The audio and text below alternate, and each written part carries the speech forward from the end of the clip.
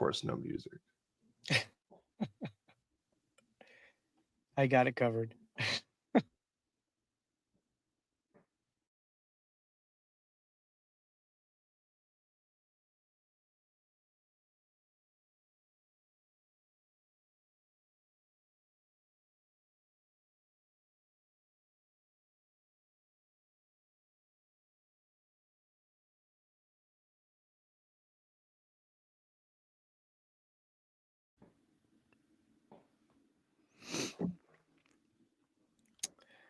Hello, Royally Quacked fans, and welcome back to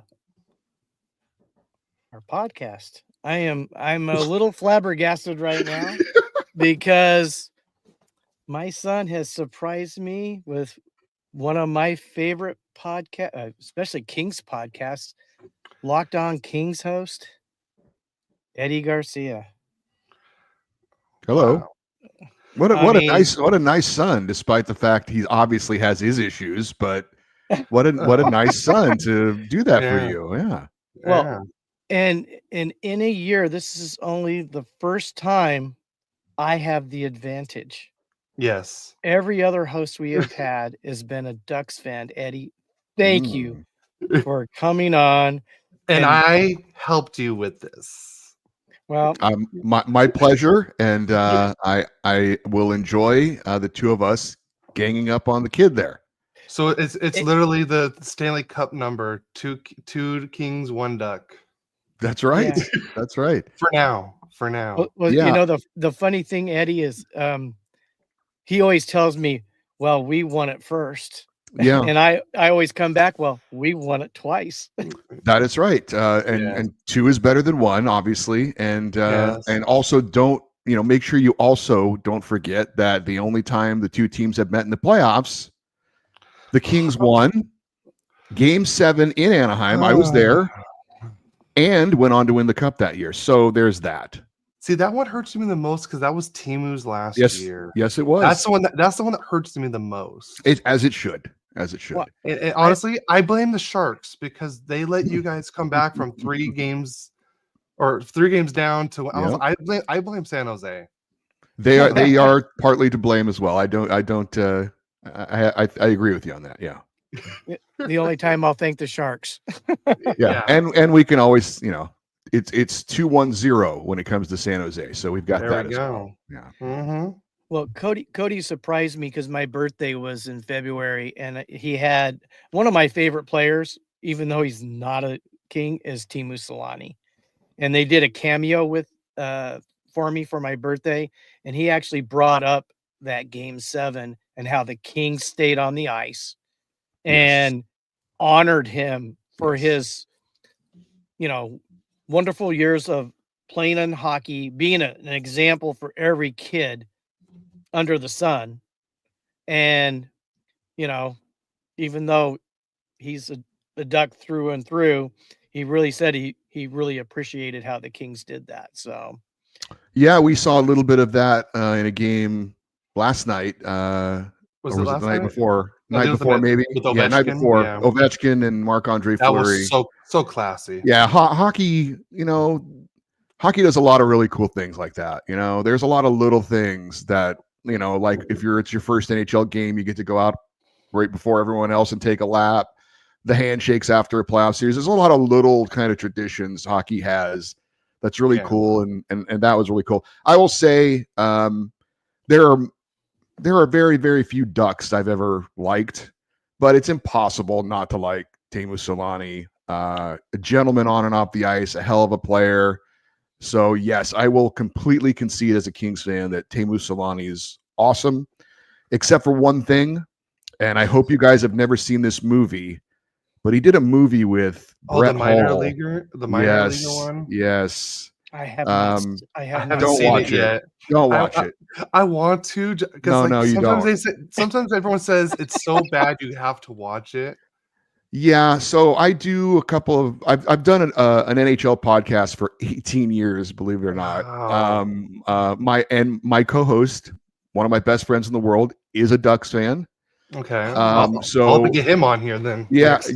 you should actually. He would be great. But we'll talk about that. Okay. So one of our off-season traditions is because we do it year-round. Is we do a bad hockey movie review, and we've only done 2 movies that were actually good because there are not many, and the rest of them are all pretty horrible, including the sequels to Slapshot and things like that. There was one called Score, a hockey musical. That one was pretty awful. But we did our last one we did this offseason was Minor Leaguer, and it was right there with the worst of the worst. Just that was like awful. That reminds me, like when my wife had me watch the movie Showgirls with the girl from Saved by the Bell. It was so bad, but it was like you're just in it just because it's so bad. It's good in a way. I understand what you're saying because the people, our audience loves the bad hockey movie reviews because we're in such pain as we are watching and talking about these games.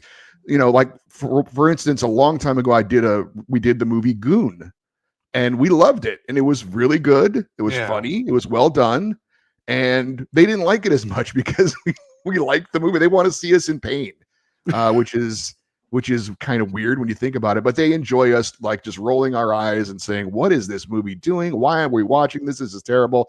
But I would on the only blemish on a wonderful career and life for Teemu Selanne is this movie, Minor Leaguer. So I can only tell you it from my heart, do not, if you like Teemu Selanne, do not watch this movie. And he's also like a producer of it. So I don't know why he did it. I'm guessing it was a friend of his that he was doing a favor for, but it is really awful.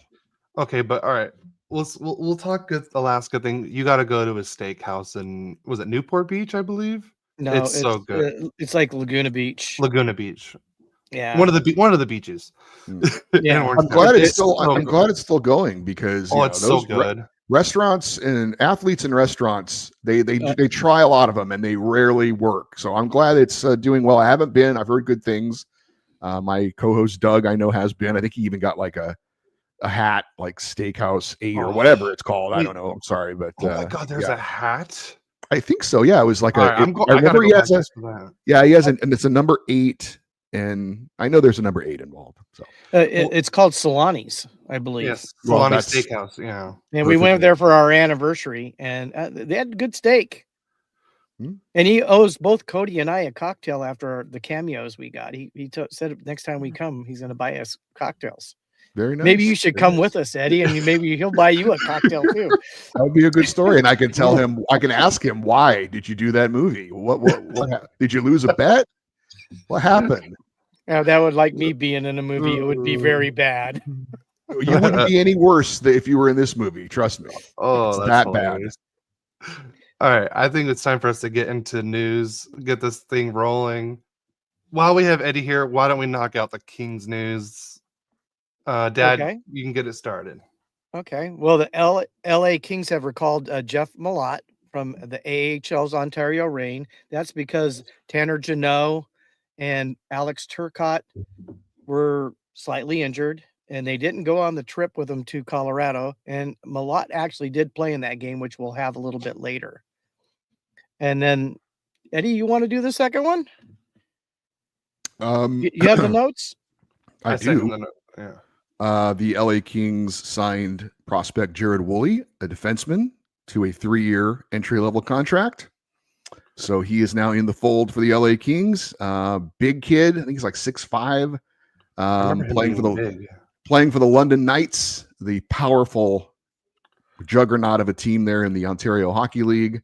And he was a late-round pick. I want to say 6th-round pick. Yeah, and the Kings have actually done really well with 5th, 6th, 7th-round picks. I mean, those guys are kind of just throw-ins, and they've done pretty well with those guys. At least, having them play in the organization, which doesn't happen a lot with those guys. So he's a big kid. He's going to play in junior hockey again next year. He's a kind of a project, but they like his size. Obviously, they, when you draft in those later rounds, usually you're picking a guy. Maybe he's shown a lot of potential. Maybe he's had injury issues, or somebody who's just he's like a misfit toy, but if you can figure out the broken part, you might have a really special player. So I think this kid kind of like that big, strong, and they felt like if he can kind of grow into his body and develop a little bit, and he's playing for a junior team that's known for developing NHL players, and maybe they got something. So yeah, for a 7th round pick to get signed, it's a pretty good sign. Yeah, they take chances on players that have a big upside if they can grow. Yeah, which is what you should do for 6th and 7th round picks, I believe. Yeah. I mean, take a chance on a guy who's got some issues, but if you can figure it out, and usually these are super young guys, right? If they can figure it out, then maybe you got something. Well, look at Matt Roy. He was I believe a 7th round pick, and he got a great big contract and is playing for the Washington Capitals now, along with our most hated PLD. 6th round pick. I checked it. 6th round pick for Jared. Was he a 6th round pick? Yeah, I was gonna say. I know he was 5th round or later. That was like Troy Terry was a 5th round pick for the Ducks.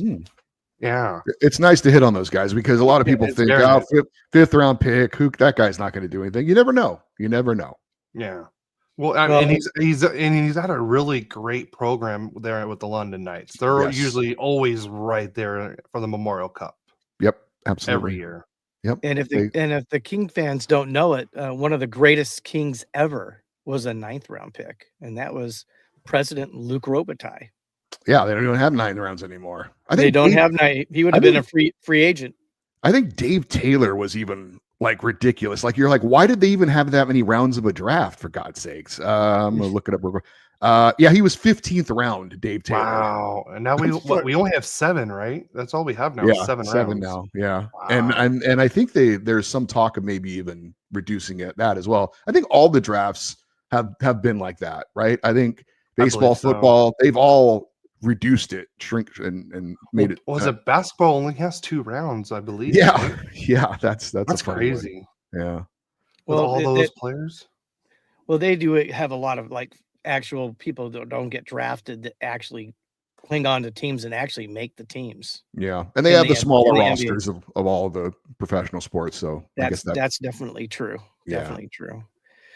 But that was all the Kings news. There wasn't a whole lot. You want to go into Duck news, Cody? You got quite a bit. Yeah. So the Anaheim Ducks prospect Konnor Smith had a very impressive week, scoring 4 goals, providing 3 assists, and an amazing 7 points in just 3 games. As a result, Smith was named the OHL Player of the Week. Speaking of awards, Beckett Sennecke was the winner of the 2025 Eric Lindros Top Forward Award, also received the 2025 Mark Savard Top Scorer Award, the 2025 Fitness Award, and the 2025 3-Star Award. I believe I don't know if that was just for the Oshawa Generals or for the whole league, but I'm guessing that was more just for the Generals. But I mean, this kid had I believe he had a highlight night last night. I saw at least 2 or 3 goals that he scored last night alone in the game because they won like 7 or 8-3, I believe. I can't wait to see this kid up with the Ducks. Now I see why Verbeek and then picked him at 3 this last season. Well, he's going to be most known for his mouthing of words at the draft, like he was shocked he got picked 3rd. I have the T-shirt. I gotta wear it one of these times. I thought that was classic, actually. So yeah, and then the Anaheim Ducks will host the Kings and Sharks for a 3-team rookie tournament at the Great Park Ice in Irvine this next year, which I think that was great. I'm sorry, but this last one was horrible with the Kings. The camera angles were bad, and they didn't allow anyone to go watch the games unless you were, I believe, a season ticket holder. Yeah, very limited seating there at the Toyota Sports Performance Center. Yeah, is that why? Just very limited seating. Yeah. There's only. I mean, I don't know. It's like a high school basketball gym, but only one side has seats. You know what I mean? So that makes sense now. I didn't know that. Yeah, maybe 2,000 people probably it holds. You know, it's just a practice facility. So yeah. Okay, that makes more sense then. Yeah, it was not a great setup for that as far as letting fans come in and watch it.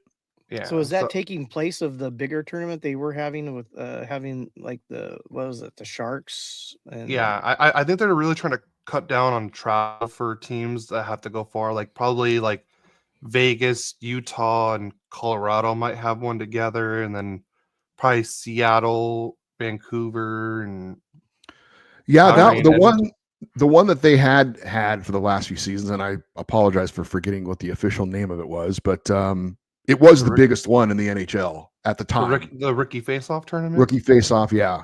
It was the biggest one that was being held. They used to have one in Traverse City, Michigan, that was pretty big, and that one kind of got. I think it's exactly what you're talking about. You know, they're always looking to save money, obviously.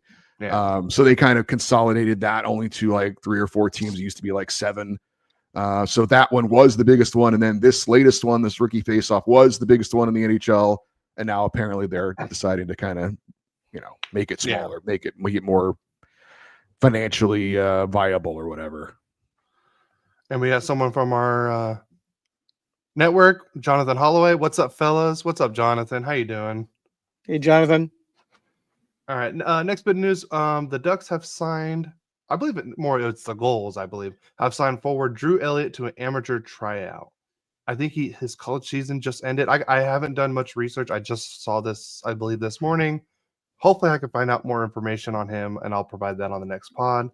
Last bit of Ducks news: Nathan Gauthier just went successful surgery to repair his torn labral tear, and is expected to be fully recovered in 4 to 6 months. So probably just around the training camp, he'll probably just be coming back.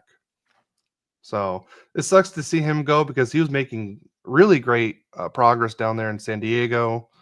I was hoping to maybe see him maybe in the preseason being like a good 4th line center or winger with the Ducks next year. So, but let's move on to league news, and I'll let you guys get this started because it's a former King. Okay. Well, Jets forward Gabriel Vilardi is expected to miss the rest of the regular season and is likely out for the playoffs as well, according to John Liu of TSN. The injury, which was described as a freak accident, occurred in the 3rd period Sunday against the Buffalo Sabres. Scott Arnell has ruled Vilardi as week to week. And I got to tell you, that's one guy I think, man, we could have really used still this year. No doubt. No doubt.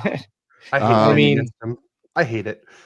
Yeah. The Pierre-Luc Dubois trade obviously was a huge swing and a miss for Rob Blake. When you look at what the Kings needed this year and what they eventually sort of addressed at the trade deadline was a right-handed shot that could help on the power play and help offensively. And that's exactly what Gabe Vilardi is. But the one knock on him has been his health. And for whatever reason, he seems to be one of those guys that just can't stay healthy. It doesn't, it's unfortunate. And I don't know if there's a rhyme or reason to it. There's some players, for whatever reason, if they're unlucky or whatever it is. So this is a huge blow. That is a huge blow for Winnipeg. And they've had a wonderful season. But they've had their playoff issues, and it's going to be, I don't know. I don't know how much we're going to get into it if we do get into it, but if you look at the path out of the West, it's pretty tough. Brutal for the Central teams. I mean, whoever makes it to the Western Conference Finals, if they have to go through, obviously it's the winner of Dallas, Colorado, and then you got to beat Winnipeg if they win their first. That's a tougher road than whoever comes out of the Pacific. So, that's a huge loss for Winnipeg. That's tough. It is. Yeah. Vegas's Tom Hertl, who leads the Golden Knights with 31 goals, will not be on the Vegas 3-game road trip this week because of an injury he suffered in Sunday's 4-2 victory over the Tampa Bay Lightning. Hopefully he's having a great bounce back year after being unhealthy. Yeah, he had 2 hat tricks last week, so that's not bad. That's crazy. He's a king killer too. Yeah, I thought when Vegas lost Jonathan Marchessault and Chandler Stevenson, I'm like, okay, here we go, right? They're going to take a step back, and then they bring in. I mean, they brought Hertl in last year, but Hertl comes in, and then this kid Dorofeyev has really been great for him. Yes. There's somebody else. Big surprise. Yeah, there was another player they kind of brought into, and I'm like, yeah, they picked up the slack for those two guys leaving, because I thought that was going to be, you lose 2 top 6 forwards and, you know, guys like Marchessault, who's won a Conn Smythe. I mean, that's a huge loss, you would think. And I'm not saying that they're exactly the same team they were last year, but they're pretty close. I mean, they're going to win the division this year, so that's not bad. So yeah. Bastards. That's true. Well, here's a bit of good news for Edmonton Oilers. Lost both a game and another superstar Thursday, falling 4-3 in overtime to Winnipeg after Connor McDavid left with a lower body injury. Not that I wish injuries upon anybody. I don't. But we are in a battle to probably play them again, and it would sure nice to have 4 home games against them for once. I mean, I don't think we can overtake Vegas, but no, I don't either. But we're in a battle for second with them right now. I have a feeling I'm really gonna have to eat crow after my hot take I said at the beginning of the year. The way the Kings have been playing and the way that Edmonton's been playing. So Eddie, I said live on the podcast that I said the Ducks would win a playoff series before the Kings do. That was my hot take. Oh, yeah. And after seeing how Edmonton's playing and the LA's playing, I'm like, I may have to eat crow on this. Bad. Yeah, I mean, the Ducks have to get into the playoffs to win a playoff series first, so good luck with that. Get him, Eddie. Get him. Go get him, Eddie. We're working on it. We're working on it. I know you are, and there's some improvement this year. I have noticed. You know, but it is kind of, and I'm sure your dad will agree, it's looking better than it has for the Kings. I'm seeing this, like even the Kings. I'm like, oh, if they can get the home ice advantage, that could be a big difference. Certainly, the Kings are incredible at home, ridiculous at home. They've beaten every team that's top 3 in their division that's come to LA this year. I think it's 11-0, and they've got another one tonight against Toronto coming in. So we'll see if they can keep that undefeated streak going. But that's insane. I mean, they've beaten Winnipeg, they've beaten Washington, they've beaten Vegas, Dallas, they beat all the heavyweights that have come to LA that have lost. So clearly at home, they can beat anyone. It's the road. That's the issue. And of course, regular season, playoffs are playoffs. It's a different animal, but the Kings are certainly, they believe in themselves at home without question. They're better in net than they were against Edmonton these past few years. I think the things they did in the offseason to get bigger and stronger and nastier if Tanner Jeannot is healthy. So that's a little bit of a worry right now. But some of the size that they brought in, taking Warren Fogle away from the Oilers and putting him on the Kings roster has been an addition and a subtraction. And I think the Oilers are not as good as they were. You know, losing those two guys to the offer sheets, Holloway and Broberg, those are huge losses for them. Yes. Their depth is not there. Their goaltending is not there. So, look, they still have those 2 monsters. Yeah. And if they're healthy, which they're not right now, but if they're healthy, they're going to be a handful to contend with. So maybe this is just a little rest for them to get ready for the playoffs, because they're going to have to carry that team. But it does feel different, and it does seem like it's a much more even matchup this time around. No, it does. It feels like more like, I think, the first year they played against each other. The one that went to the 7 games, because that was a great, and I think that was without Doughty, I believe, too. So I think they had all the young defensemen that one. That's when Jersey came in when Doughty was out and played, and I think Moverari played pretty regular in that at that time when we went to the 7 games, but unfortunately Edmonton beat us again. Which that's changing this year, right, Eddie? I sure hope so. Because I'm a little tired of what we've been seeing lately. It'll you know, I've said this before. It'll feel almost like winning 2 playoff series to beat them in the playoffs. You know, just because how it's been so one-sided. So yeah, beating them. Those... Go ahead. Yeah, the Kings haven't won a playoff series since they won the Cup in 2014. So. It would be big just to get that monkey off our back, and obviously beating Edmonton would be another. So it's like almost feels like winning 2 rounds other than just one, but hopefully it'll happen. I totally get that, Eddie. And I love because I don't know if you ever listened to All the King's Men with Jesse Cohen. Mhm. He always forgets that it was free agent pickup with Fogle and then Arvidsson going to Edmonton, but he always thought it was a trade. And he goes, I think we won that trade. Well, I guess it was in a weird way. It was kind of like a trade, but yes, I definitely think we won that trade. And I liked Arvidsson, but a little older, a little more injury prone. And this year, if you look at the production, obviously, I mean, I thought Warren Fogle was a great pickup. I didn't know it was going to be quite as good as it's turned out. He's been even better than I thought. And I can kind of say that about all of the guys the Kings picked up. I thought Darcy Kemper would be adequate. I thought he'd be like another Cam Talbot type. He's been better than that. I mean, he's in the discussion to be a Vezina finalist, for God's sakes.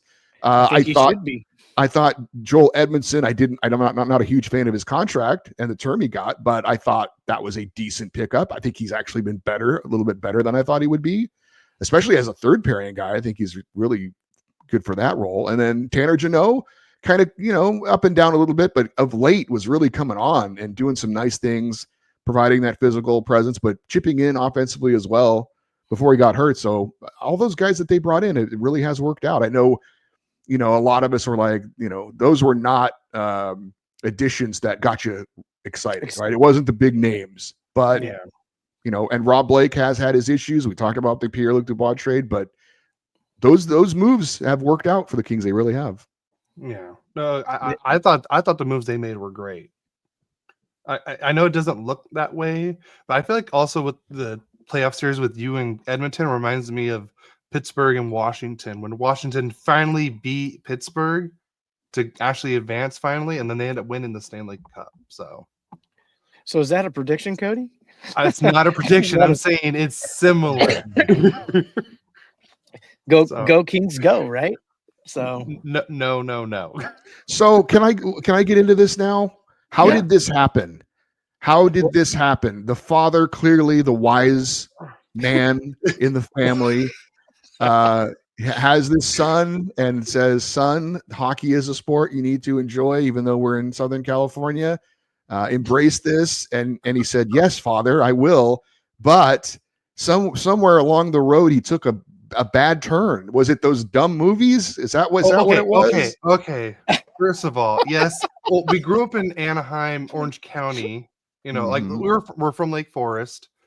So originally, yes. So of course we're in Orange County. We're closer to the Ducks. Yes, it was the movies, but those movies also helped me at a very, I would say, big time at when I had my tonsil surgery. My mom bought me the Mighty Ducks D2 movie, and that's the only thing that kept me insane, like from not like yelling at the doctor to yank out the whatever I had on my arm. It was the only thing that kept me quiet, pretty much. So yes, it was the Mighty Ducks movies. I also grew up with Paul Kariya, Teemu Selanne, and when you see those kind of players, and I still feel like Paul Kariya was played too early for his game. I feel like the game we play now would be perfect for Paul Kariya. Yeah, I can only imagine what he would do with this kind of the game we're playing now. So Eddie, yes, that's how it happened. Okay, and my mom, it was a Ducks fan. So it's mom's fault. Yes, it's mom's fault. But here's the thing: we're all Ducks fans except for the crazy old guy over here and my son-in-law. Well, anyways, Eddie. So my wife worked at Disneyland when the Disney started the whole Ducks thing. Yeah. So she had been a Kings fan. We had been to the Forum quite a few times watching the Kings play, and she was a Kings fan. But I mean, she has had an overwhelming influence on all my children. I mean, they're not perfect. I mean, they're great kids. They're all adults now. But I mean, I wish one of them was a Kings fan? But even Cody, we've gone to a Kings game, and he cheers for the Kings. So it's not like we have hatred for each other unless we playing each other. Yes. When we're playing each other, it's Eddie, there's no rules. My last 2 years of high school, my soccer coach had season tickets for the Kings. He would always ask, like, who wants the tickets? I just love going to games. I got like at least 10 games in 2 years from him. I took like my dad, my grandpa. I took other friends. I'm like, hey, let's just go watch a game. Yeah, so I went to Kings games even when they weren't playing the Ducks. You know, Fair so enough. I love going to games. The atmosphere is just great. No matter where you go. Yeah, well, one thing about what we always talk about on the podcast too is we're hockey fans first before even the teams. We both love hockey. I love watching hockey. Mm-hmm. I was actually driving home listening to the Ducks game last night. That was a very exciting game. Oh my God. I got more white hairs because of that game. I could tell you that now. And then sometimes he records it, so I don't even send him. I'm not sending him messages anymore. Oh, hey, wow, did you see the Ducks win the game? And I ruined it twice for him already. Yes, he's ruined 2 games for me this season. And I even told him ahead, hey, I had to stop. I had to pause it. So I'm behind. So I'm like 3 minutes behind. And the Ducks lose. I'm like, great, thanks. You ruined it. Thank you for that. I saved you 3 minutes. Yeah. My wife has done that a few times. But as far as like friends, I will just stay off my phone, or I will text them and say, hey, I'm watching the game later. Don't send me any updates. So you have to be proactive as well on that a little bit. Okay, maybe I have to talk to Siri. All right, hey Siri, block Dad on Ducks game days. But perfect. There you go. And we got someone else from our network, Glenn Richardson. What's up, Glenn? How you doing? Hey, what's happening, Glenn? All right, let's move on to league news more. The NHL leading goal scorer Leon Draisaitl was scratched due to an undisclosed injury for the Oilers' home game against the Western Conference leading Jets on Thursday night. God, having both guys out, that's not good. But I mean, honestly, do you just rest them the rest of the year so that way they're fully healthy for the playoffs? That's what in my opinion, I think that's what they should do. I think as Kings fans, you're probably saying, no, let them get hurt.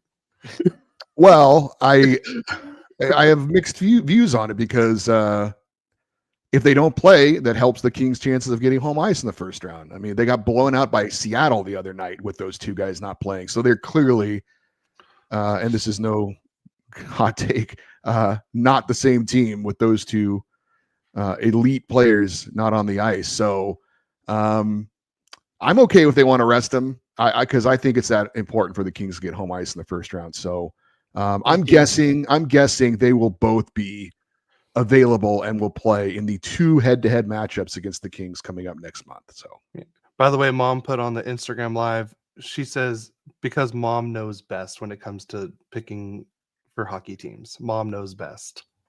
Well, I will say no comment on that, Mom. Honey, we'll talk later. Yeah, there you go.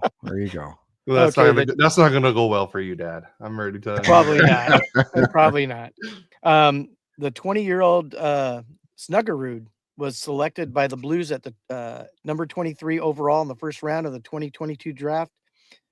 He has been signed after the Gophers were ousted from the NCAA tournament with a 5-4 overtime loss to Massachusetts in the regional semifinals. Snuggerud. It's a good name.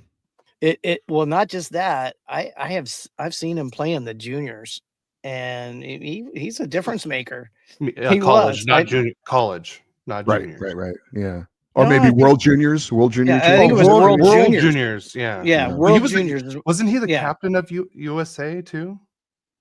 I believe he was the captain. Might have been. I don't know.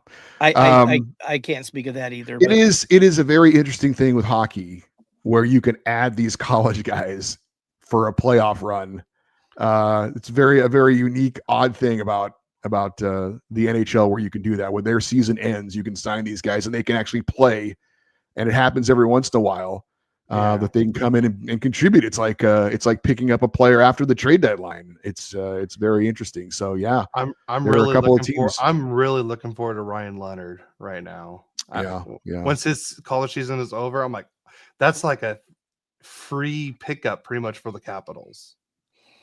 Yeah, no doubt. And it's weird. We've seen players in this situation every once in a while. They'll score a playoff goal before they even play in a regular season game, which is a weird little quirk. But I believe there's some. Cale Makar did that. I believe. Wouldn't surprise me. I know there have been a few players that have done that. I know there was a guy in Seattle, I think, that I remember they picked up when they made the playoffs 2 years ago. They had a college guy come in, and I think he did that. He scored his first goal before he played in a regular season game. So, by the way, Eddie, if you've never been to a Seattle home game, I highly recommend it. It's on the list. My wife was born in Seattle. Oh, really? We've enjoyed going there a few times. My wife is the biggest Chargers fan you will ever meet ever, and so we're season ticket holders for the Chargers, and we usually go on a Charger road trip every year. That's cool. One of them many years ago was Seattle, and we had a great time up there. The Kraken weren't around then, but no, I always try and work in a hockey game. I do too. Yeah. So I've seen games in Pittsburgh a few times.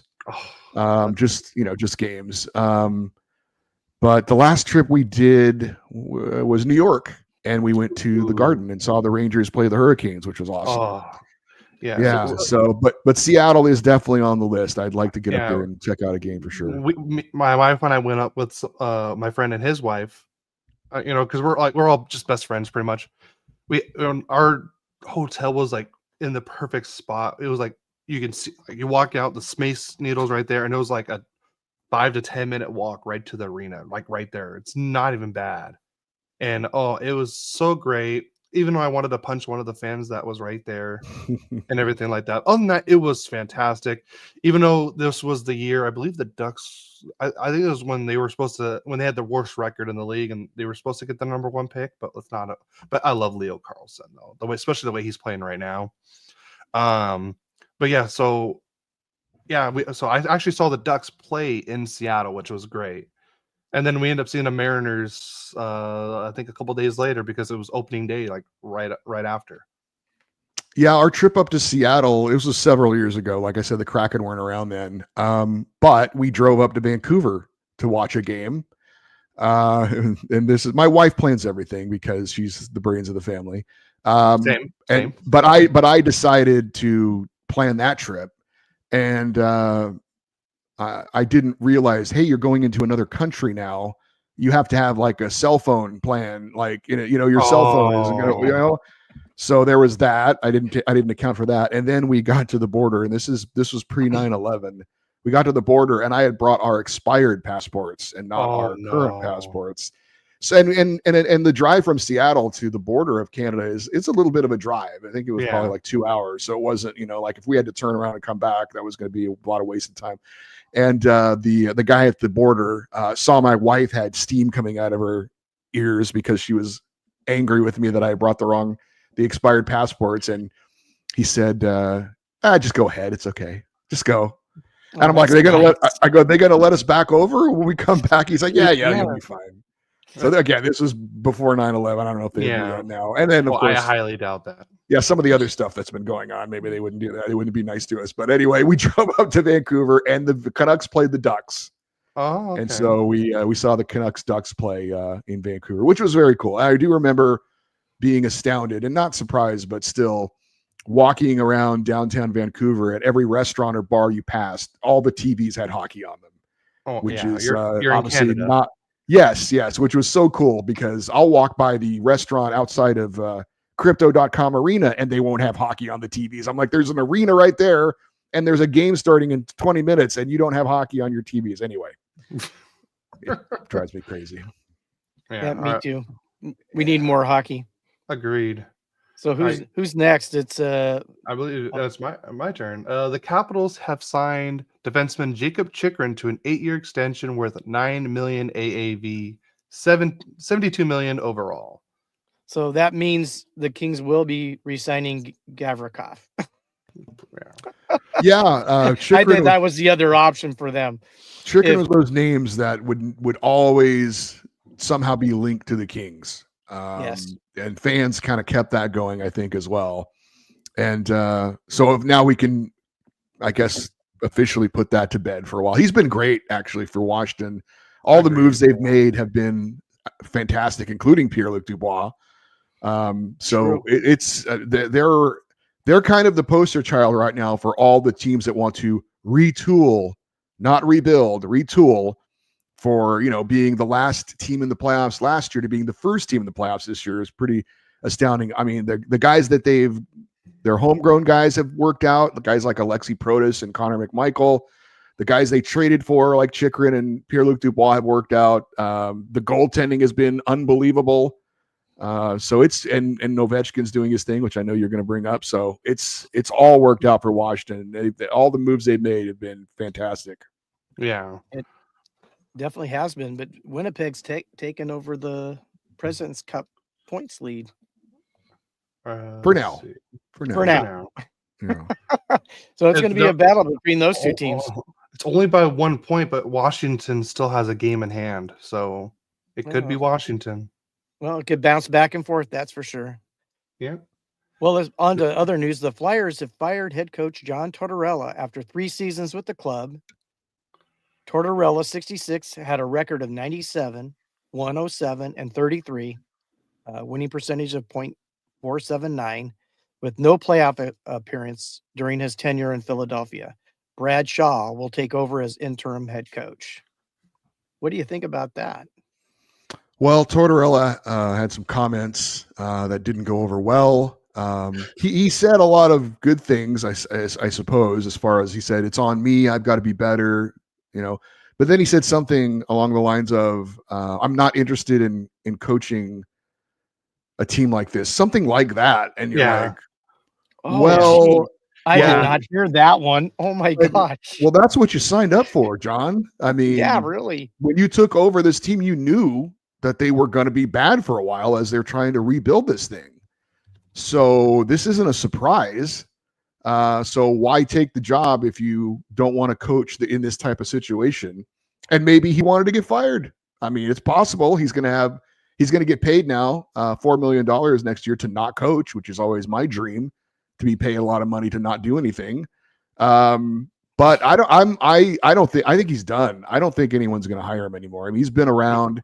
He's an old school guy, which can be good and bad. I mean, they Flyers were pretty good last year. I mean, they were better than expected. And so you thought, okay, you got to give him credit, did a pretty good job. But he's a guy that he wears on a lot of players, who benches guys at the drop of a hat. I think he's done. But I'll ask you guys this. I know my buddy, who's a Ducks fan, is not the biggest Greg Cronin fan in the world. Would you rather have John Tortorella coaching the team? Yeah. The guy that talked crap on Trevor Zegras' Michigan and his past. Yeah, that's exactly who I want to coach this team. Yeah, he doesn't really like young guys, so that would be. So Tortorella's quote was, "This falls on me. I'm not really interested in learning how to coach this type of season where we're at right now." That's what he said. Yeah, which is not good. Pretty much said, "Hey, why don't you fire me so I can get paid for doing nothing?" It's funny because I was listening all week to other hockey, and they're like, "Oh, I can see Tortorella, maybe not, he may not coach next year, but I can see him like in a front office role." And then like the next day, nope, you're done, you're out. I'm like, ooh, I guess those predictions did not end up very well. Well, yeah, I mean, I don't know what their plans were going forward. I mean, I don't know if maybe they make a change anyway. I don't know in the off season because it hasn't gone well. And he's just a guy that, he's hard to work with. Yeah. So maybe, but I think after those comments, they're like, yeah, let's go ahead and do it now. If we were thinking about doing it before, but and if he gets another job somewhere, he's probably going to, I mean, it's very rare that anyone hires a coach to take over a playoff team. Maybe if some old coach retires, that could happen, but it's usually when you fire a coach, it's because the team's not good. So he'll be in another situation if he gets another job of taking over a team that's not very good. And it's frustrating. And I get that. And apparently he's, grown weary of that, but that's the job. I don't, that's the one thing I don't really understand about those comments is that you knew the team was going to be bad. And it was going to take a while. I know you were better than expected last year, but it's not really a surprise they're doing what they're doing. So Yeah, this was the job. If you didn't want to, take on a rebuild, then why did you take the job? I 100% agree with that, Eddie. 100%. $4 million would be the answer to that one. I guess so. I suppose so. Yeah, that's true. It's all about the money. That is very true. That's my favorite. My favorite quote of all time was a TV executive. I think it was Don Ohlmeyer was his name. Yeah, he said the answer to all of your questions is money. And he's 100% right. If you ever ask why did they do that, it's probably because of money, something to do with money. So yeah. All right. Next up, the Boston Bruins' Michael Callahan has been fined the maximum allowable under the CBA $2,018.23 for cross-checking against the Anaheim Ducks' Jansen Harkins. And honestly, I thought it was going to be a suspension because it was a cross-check too. It was like right here to the head. I mean, McDavid got suspended. Austin Matthews last year got suspended for that. And I wonder how they come up with these fines. $2,018.23. $19. I think it has something to do with their salary. I think it's a certain portion of their salary that it must be. If you make a lot more, you're going to get fined more because it's a percentage of your salary. So, if it's some guy who's making the league minimum, that would hurt a lot more, right? Yeah. So it has to do with that. But apparently the NHL doesn't care about necks; they only care about heads. And I've said this before, like they don't care about knees because we've seen knee on knee hits. They don't suspend guys for that. But I thought it was pretty vicious, and it was in the neck. That's part of the head. It was like right here. Yeah, you see the line.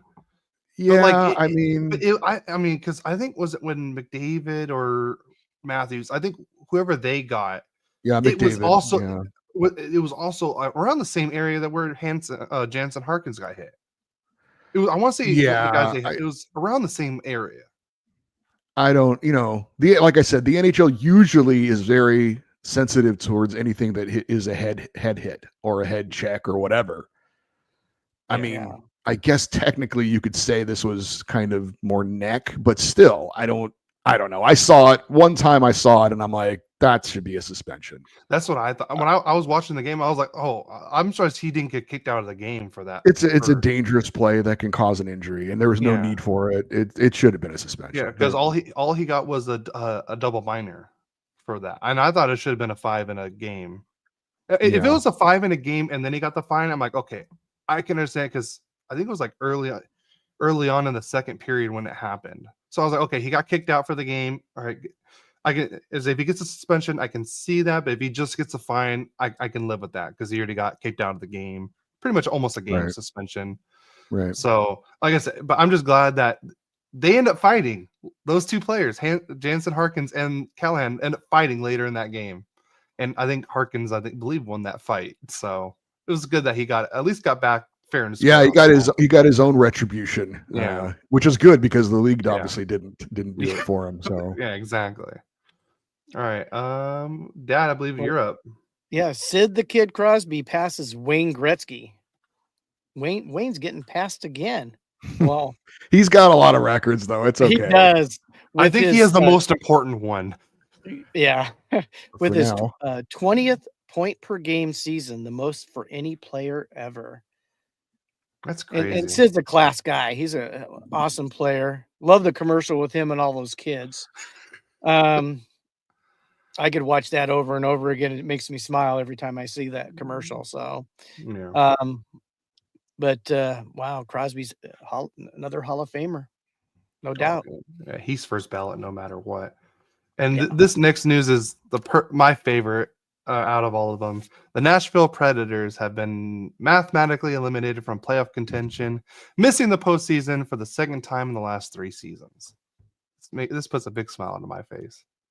Yeah, that is one of the bigger fall on your face moments of the season, I guess. Because I know I was high on the Predators. I think everybody else was going I think into everyone the season. was. We're all eating crow on that one. They are the biggest disappointment in the NHL this year, without question, to me. To bring in those big names and add them to a decent team. I mean, they were already a playoff team, and you bring in Stamkos and you bring in Marchessault, and then for it to be a complete disaster, and they don't fire the coach. It seems like they're going to be like, yeah, let's try it again, see what happens, which is kind of strange to me, because there were, if there were moments this year where they put it all together and went on a streak and showed glimpses of this is the right team, I'd be like, okay, maybe it wasn't our year. Let's try it again. But there were no points this year where they really showed that this is the right combination of players and this is the right head coach. But they're going to go at it again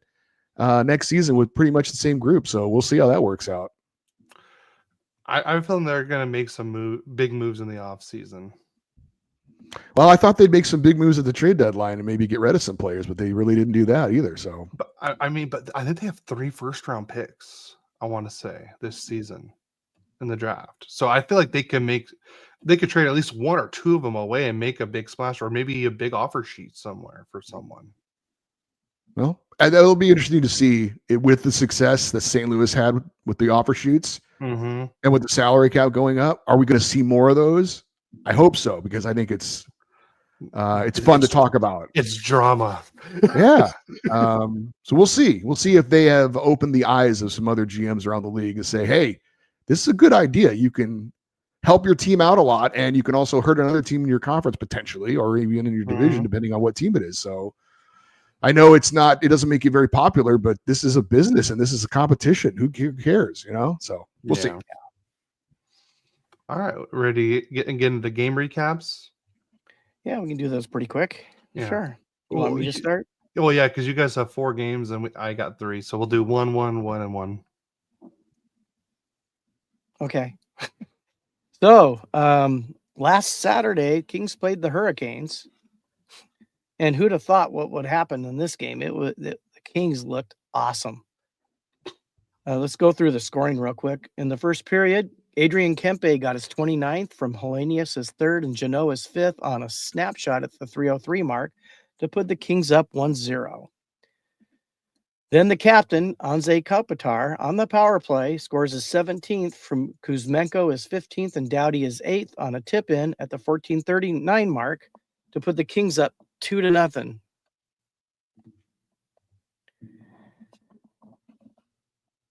Then Andrei Kuzmenko, believe it gets his first goal with the Kings. It's his 7th for the season from Kopitar's 38th and a snapshot at the 19:55 mark just before the period end. Kings lead 3-0 after 1 period. Trevor Moore in the second period scores his 15th from Danoa's 29th and Fogle his 19th on the wrist shot at the 5:58 mark to make it 4-0 Kings. This is when I still can't believe it. It just kept going. Tanner Janot scores his 6th from Turcotte his 15th and Doughty his 9th at the 16:49 mark on a wrist shot to put the Kings up 5-0. Then I think future superstar, and this is the guy I think is got to play this way for us to go anywhere in the playoffs this year. Quentin Byfield scores his 18th from Fiala his 21st on a wrist shot at the 18:41 mark to put the Kings up 6-0. And, Carolina didn't want to be forgotten. Dmitry Orlov got his 5th from Chatfield, his 11th, and Stankoven, his 22nd at the 14:17 mark on a slap shot. So after 2 periods, the Kings are up 6-1. What are you laughing about that, Cody? 6-1 over a team that was on an 8-game win streak. Yeah, I was totally loving this game last week. In the third period, Kevin Fiala got his 26th from LaFerriere his 18th and Byfield his 24th on a slap shot at the 18:03 mark to put the Kings up 7-1. And then Jankowski gets his 9th from Robinson, his 17th, and Morrow is 3rd at the 18-11 mark on a wrist shot. And now we have a final score of 7-2. If we go to the stats a little bit, let's see how dominant the Kings were. This is the funny thing. They were outshot 36-25. Sometimes this stuff never makes sense. They did win the faceoff 51-49. They were 1 for 2 on the power play, and the Canes were 0 for 2. Hits 23-15 for the Kings. Block shots 17-10 for the Kings. Giveaways 32 for the Canes. Kings had 26. That seems awfully high for both teams for me. And then takeaways were 8 for the Canes, 4 for the Kings. Let's go to the 3 stars of the game. I'm sure you've probably already done this game, Eddie. Did you agree with this game's the 3 stars? I mean, how they picked it? I honestly don't pay attention to what their 3 stars are. I pick my own 3 stars. So I like that. Yeah. You know, sometimes I'll disagree. I'll give the 3 stars and tell how I would do it. Although I got to say, I'm okay with this one. Doughty was the 3rd star with 2 assists. Kopitar, 2nd star with a goal and assist. And the number 1 star, Andrei Kuzmenko, with a goal and an assist. And last week, I think on Saturday, because we did our podcast a little late last week, I had talked about it. I thought he had played really well and hadn't scored yet. I had not been upset with his play because he was doing those small things that help you win a game. But all of a sudden, he's got a scoring touch. So, yeah, I agree. I like the way he's played as well. I like what he's brought in. I wasn't expecting a ton, to be honest with you, but he's very crafty. He's really interesting because he's actually very slow going in a straight line. Like, he's not going to get a lot of breakaway goals, but he's as quick as anybody you're going to find. Like, stop, start, using his edges. He made, I think it was in the Boston game, there was a guy defending him and he fell down because trying to stop and start and stay with him. So he's interesting. Very, very quick, not very, very fast. Good passer, very creative around the net. yes. And the things I read about him before when the Kings picked him up was that he was terrible defensively and he wouldn't play defense. And I have not seen that at all. I have not seen that either. So I'm not saying he's the greatest defensive forward on the team or anything, but as far as what I was told about him or kind of the scouting report on him, that he wouldn't play defense and he wasn't any good at defense, I haven't seen that at all. So I've been super pleasantly surprised with Andrei Kuzmenko, and I think he's been a very positive addition for the Kings. I totally agree with you.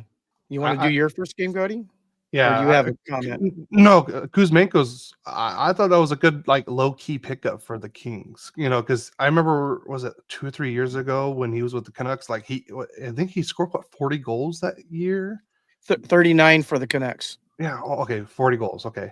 He's rounding up. It's okay. Yeah, I'm just rounding up. But I thought it was like a good pickup. And if you put him in the right environment, put him, he was with the Flames. I mean, the Flames were a big scoring team. And then he goes to Philly and, they're struggling over there too. But if you put him with the right people, I think he could thrive and stuff like that. If you put him with Kopi or Byfield, I mean, I think he could be something, and you'll spend a 3rd round pick for him.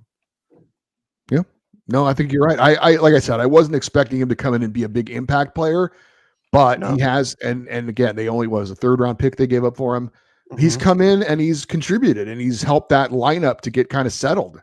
Yeah, putting Turcotte on the 4th line.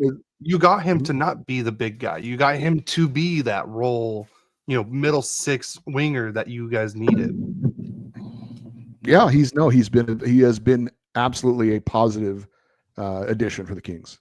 Yeah. All right, so we'll move on to the Ducks' first game. I don't know if you guys saw this, but so I love when Carolina wears the red helmets with their white uniforms like they did against the Kings. But the next day when they played the Ducks, they had their white uniforms with the black helmets and then red pants. It looked it just did not look good to me at all. I don't know if you guys saw it or not. I did not like it. It was just a weird look to it. Like if they wore the red helmets, it looks great and stuff like that. But oh god, that was the one thing I was like, I kept seeing. I'm like, oh, that does not look good. Whose idea was this? So the Ducks hosted the Carolina. I was about to say Carolina Panthers. Oops, Carolina Hurricanes. Wrong sport. I know. On Sunday, at the Honda Center, they ultimately fail to win this one. They lost 5-2, despite a resilient effort. The Ducks couldn't overcome a late surge by the Hurricanes.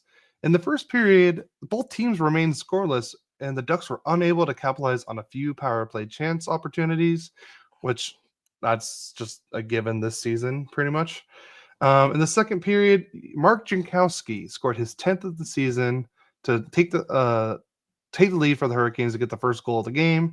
Then Alex Killorn got the game started for the Ducks, scoring his 17th of the season with Jackson Lacombe's assist. And then Jordan Martinook scored his 13th of the season to take the lead for Carolina to make it 2-1 after 2. And then in the third period, it was the Taylor Hall show. He scored a power play goal to make it 3-1. And then Trevor Zegras scores his 9th of the year with assists from Trouba and Zellweger to make it 3-2 Carolina. And then after that, it was 2 Taylor Hall goals within pretty much a minute. He scored a regular goal and then an empty netter goal to get the hat trick. Shots for the game, where are you? Sorry, I don't know where it went.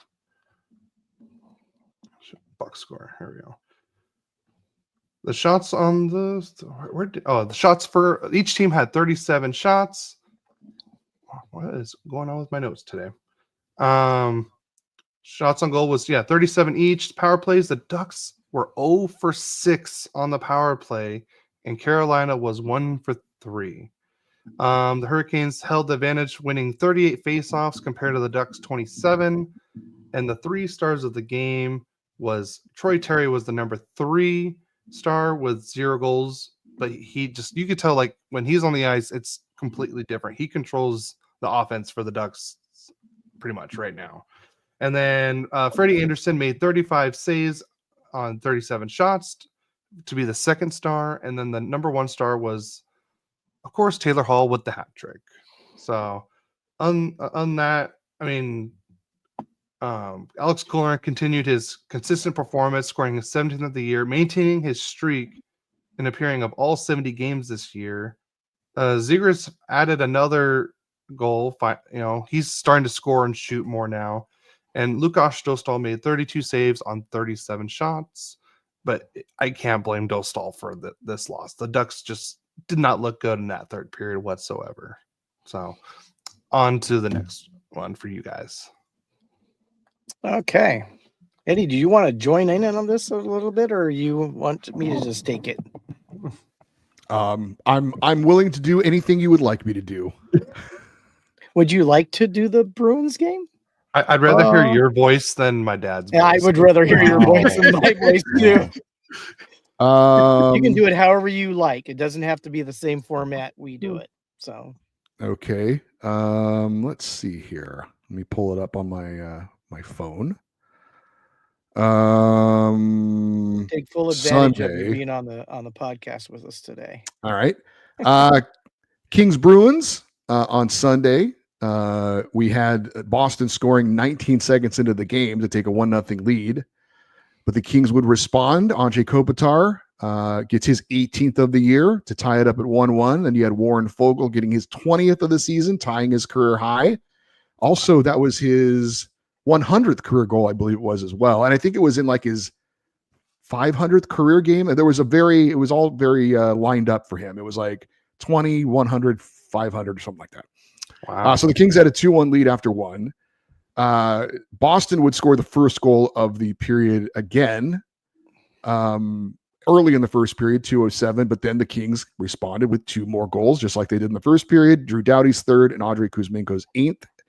And then in the third period, all Kings, Byfield, his 19th, Jeannot, his 7th, and Samuel Helenius with his 2nd. So the second straight game, the Kings score 7 goals. The second straight game, everybody on the it was against Carolina, all the forwards had at least a point. In this one, everybody but 2 players had at least 1 point. Wow. 7 different goal scorers against Carolina, 7 different goal scorers against Boston. There was almost a fight in this one between the goalies, but apparently we don't allow that anymore, as you guys will remember. When Phoenix Copley tried to fight John Gibson a couple years ago, we were at that game. We took my cousin Shane to his first ever hockey game. Oh wow! Yeah, and that was the game. Would have been. Yeah. Oh, dude, I was standing up. I was like, and just when I saw Gibson slapping the stick, I'm like, oh my god, I'm gonna finally see a goalie fight live, and then the refs just ruin it like normal. Yeah, this was Jeremy Swayman and Darcy Kemper. There was a Bruins player that went into Kemper. He didn't like it, and so he grabbed him by the head and ripped his helmet off. And Swayman didn't like that, so he skated to center ice. And then when Kemper saw that, he's like, okay. But people have asked me why they don't allow goalie fights anymore, and I came to the realization a few years ago the NHL mandated that players could not fight if they took their helmets off. What? Because if you get knocked out or punched hard and you go down, you can hit your head on the ice, and that can obviously be a bad thing. Okay. I get that. Because of that, and because goalies are never going to fight with their masks on, so if you take off your helmet or your mask, the referees have been told to step in immediately. So that is why we don't see goalie fights anymore. So the only way we'll see a goalie fight going forward is if they keep their masks on, which would be stupid, weird, very weird. So I don't see that happening. So basically, I don't think we're ever going to see a goalie fight again. Yeah, on Jeff Merrick's podcast, he was saying it's because of the owners. The owners have told the league, like, we don't want our goalies fighting because if they could break your hand. I don't think that's true. I don't think that's true. No, but yours makes more sense. Yeah, because I can see the owners because they don't want their they don't want their goal, Swayman and Kemper. I mean, Swayman's not going to be in the playoffs, but I mean, if you get Darcy Kemper in a fight and then he breaks his hand, then he's out for the rest of the season. I think that's for sure. I heard and stuff like that. No, yours makes more sense. Though. Yeah, the thinking behind that is very sound, but I don't think that's the case. I just think they've told the referees if they don't have their helmet on or in this case a mask, then do not allow them to fight because there's risk of injury. But look, in the moment, did I want it to happen? Yes.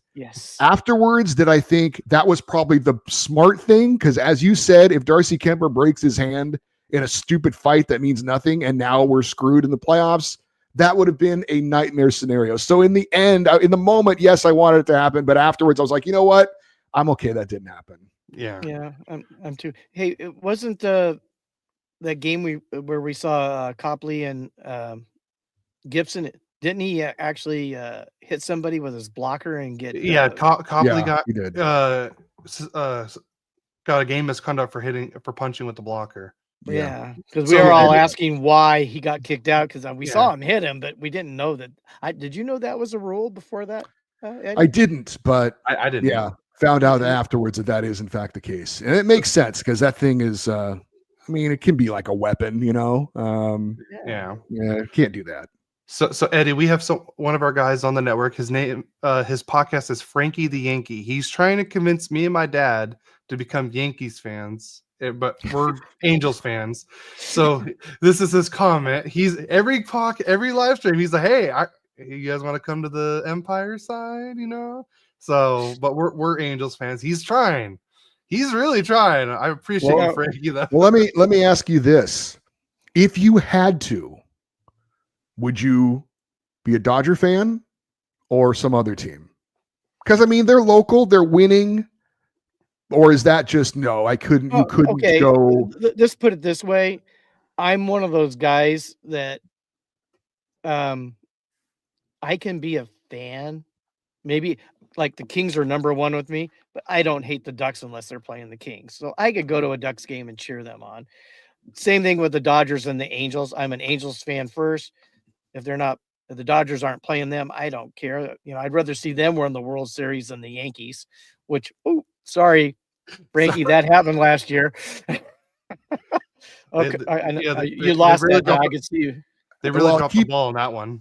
Keeping the baseball theme, I was at Crypto.com Arena the night the Dodgers clinched. That was also the game where the Kings beat up on the Golden Knights. So that was one of the most fun games I've ever been to. And I went as a fan. I normally go as a media slug.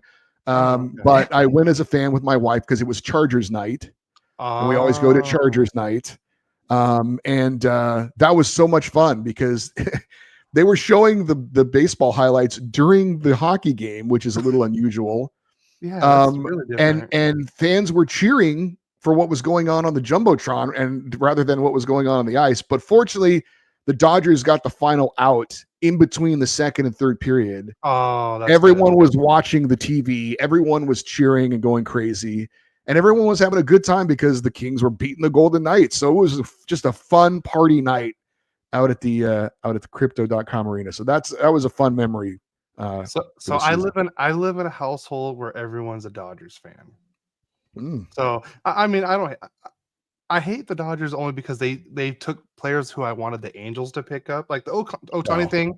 He was going to the Dodgers no matter what. I knew that was going to happen, but I wanted them to get Glass now. I wanted them to get Yamamoto, someone different. But nope, the Dodgers got him. But I don't hate the Dodgers. I just hate them for that reason. But I'd probably go with the Dodgers. But I do have a question for you, Eddie. Yes. Or maybe it might be more your wife because she said. How does she feel that Jim Harbaugh was at the Ducks game earlier this week?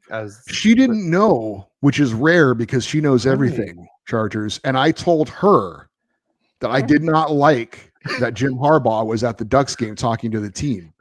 And she immediately went into defense mode. He's like, oh, well, the Kings need to invite him then if the Kings want him to do that. I'm like, he's LA. He is not Orange County. What is he doing? That is a bad job by him.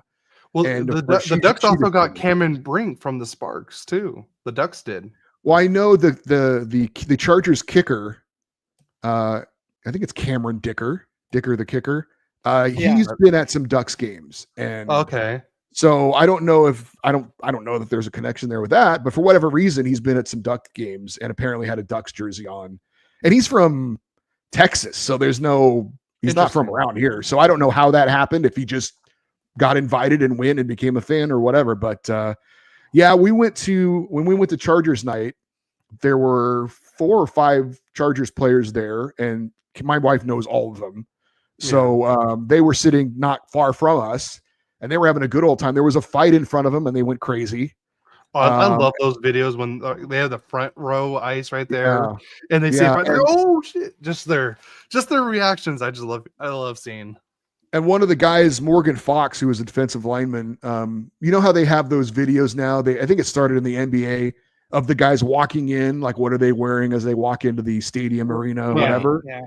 So Morgan Fox walked in because they all gave them Kings jerseys with their names and numbers on them, and he was walking in to the game with his Kings jersey on. I was like, oh yeah, that's awesome. Because apparently he's legitimately a hockey fan. And my wife told me the other day, she's like, oh, by the way, Morgan Fox is playing for the Falcons now. He left. I was like, man. Aww. So anyway. Well, I'm a Ram fan when it comes to football. But same. I like the Chargers too. Yeah. So. Yeah, it's kind of funny, because we're season ticket holders. And so at first I didn't wear Chargers stuff because I'm not a Chargers fan. But it's like a whole day for us. Like we go at 9 a.m, we tailgate before the game. It's like a whole thing.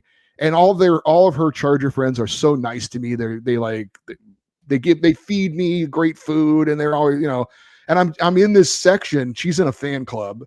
And they sold a section of seats behind one of the goalposts in the end zone just for her fan club.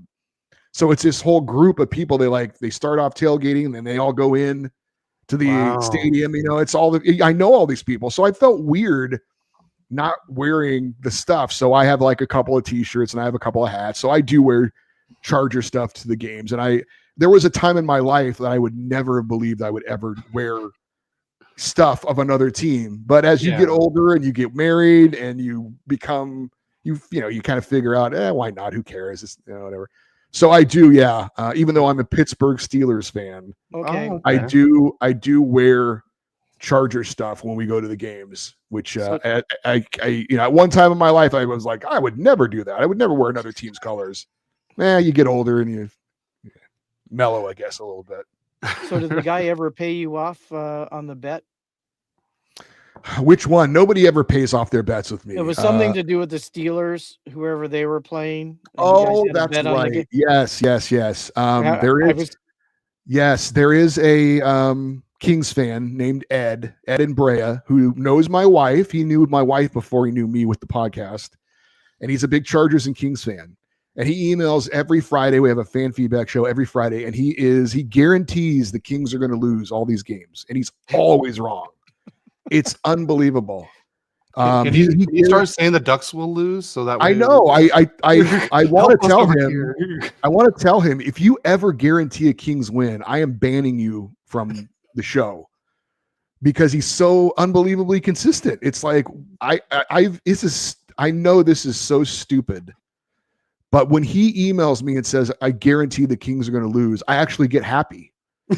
And I know, obviously he has no powers.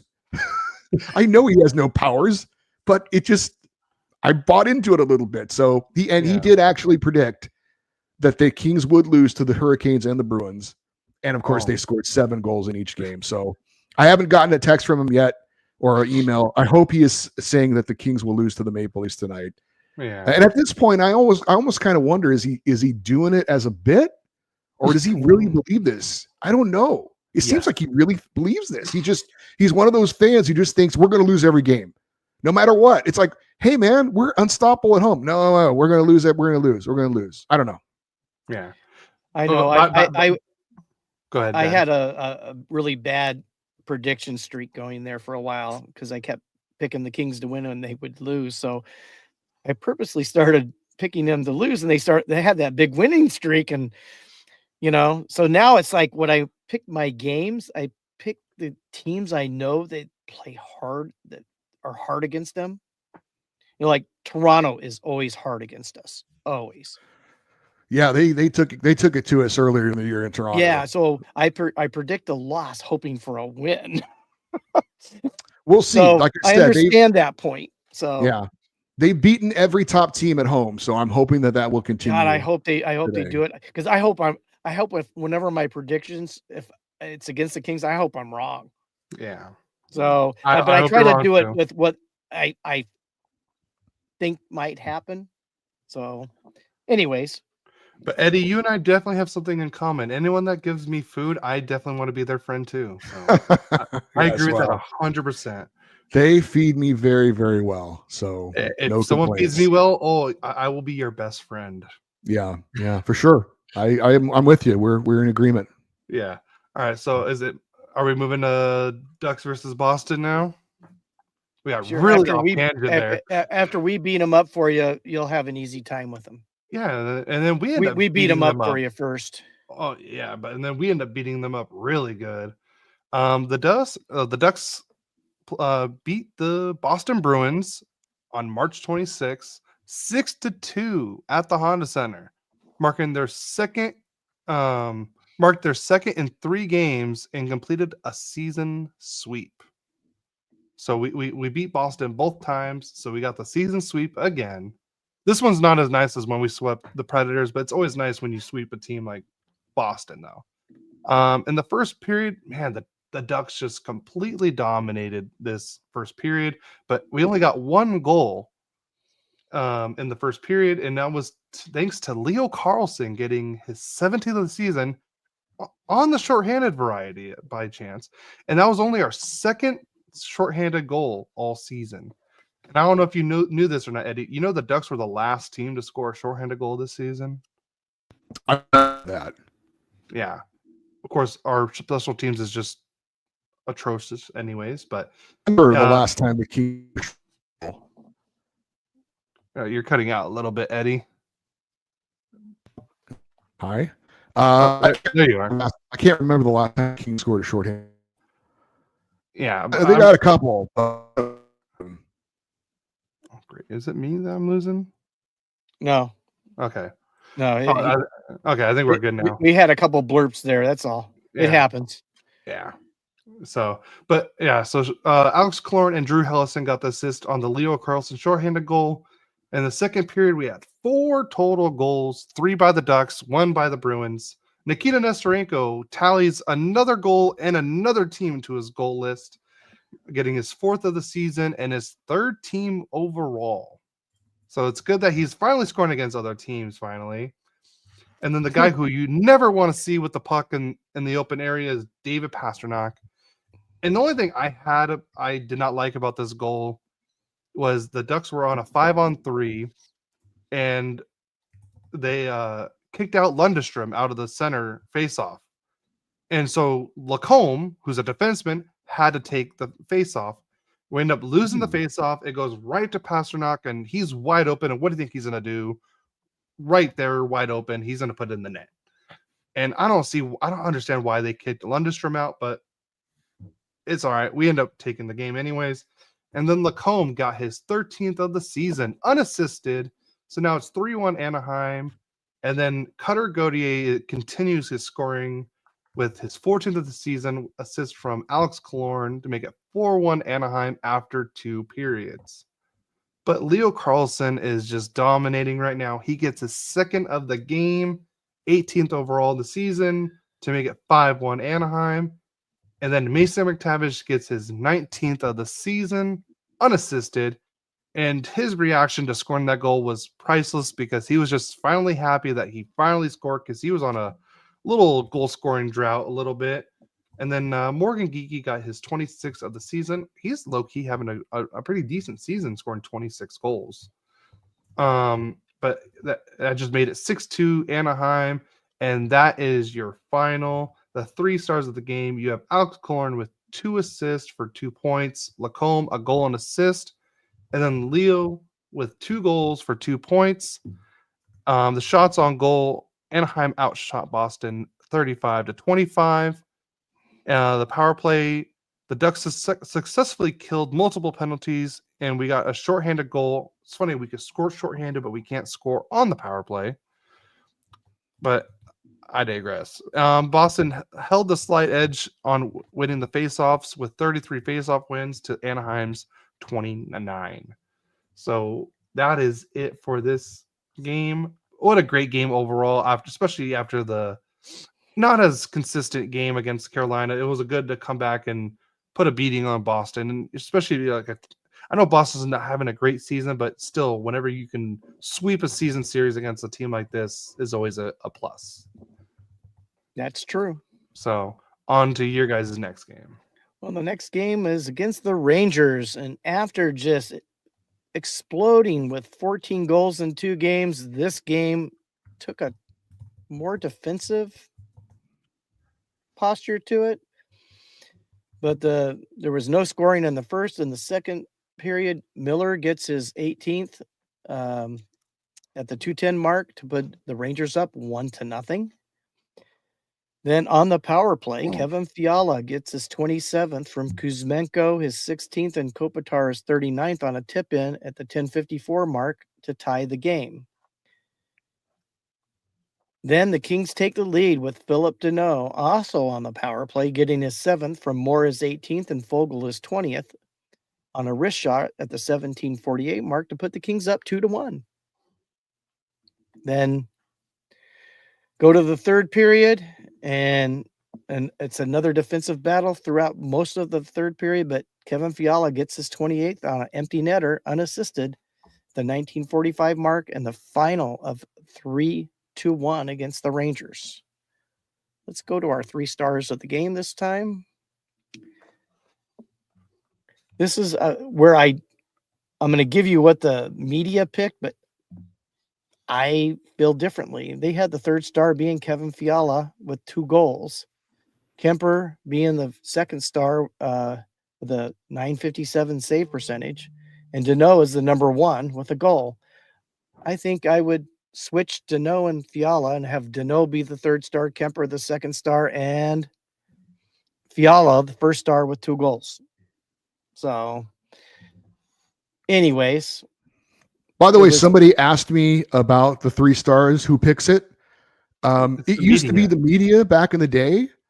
But I don't know who does it anymore. At least they don't ask us when we're up there in the press box. They used to do it back in the day. And it was weird because like halfway through the third period, they'd be like, oh, we need your pick for 3 stars. And then you're like, oh, okay. So you do it. Like, what if it was a tie game?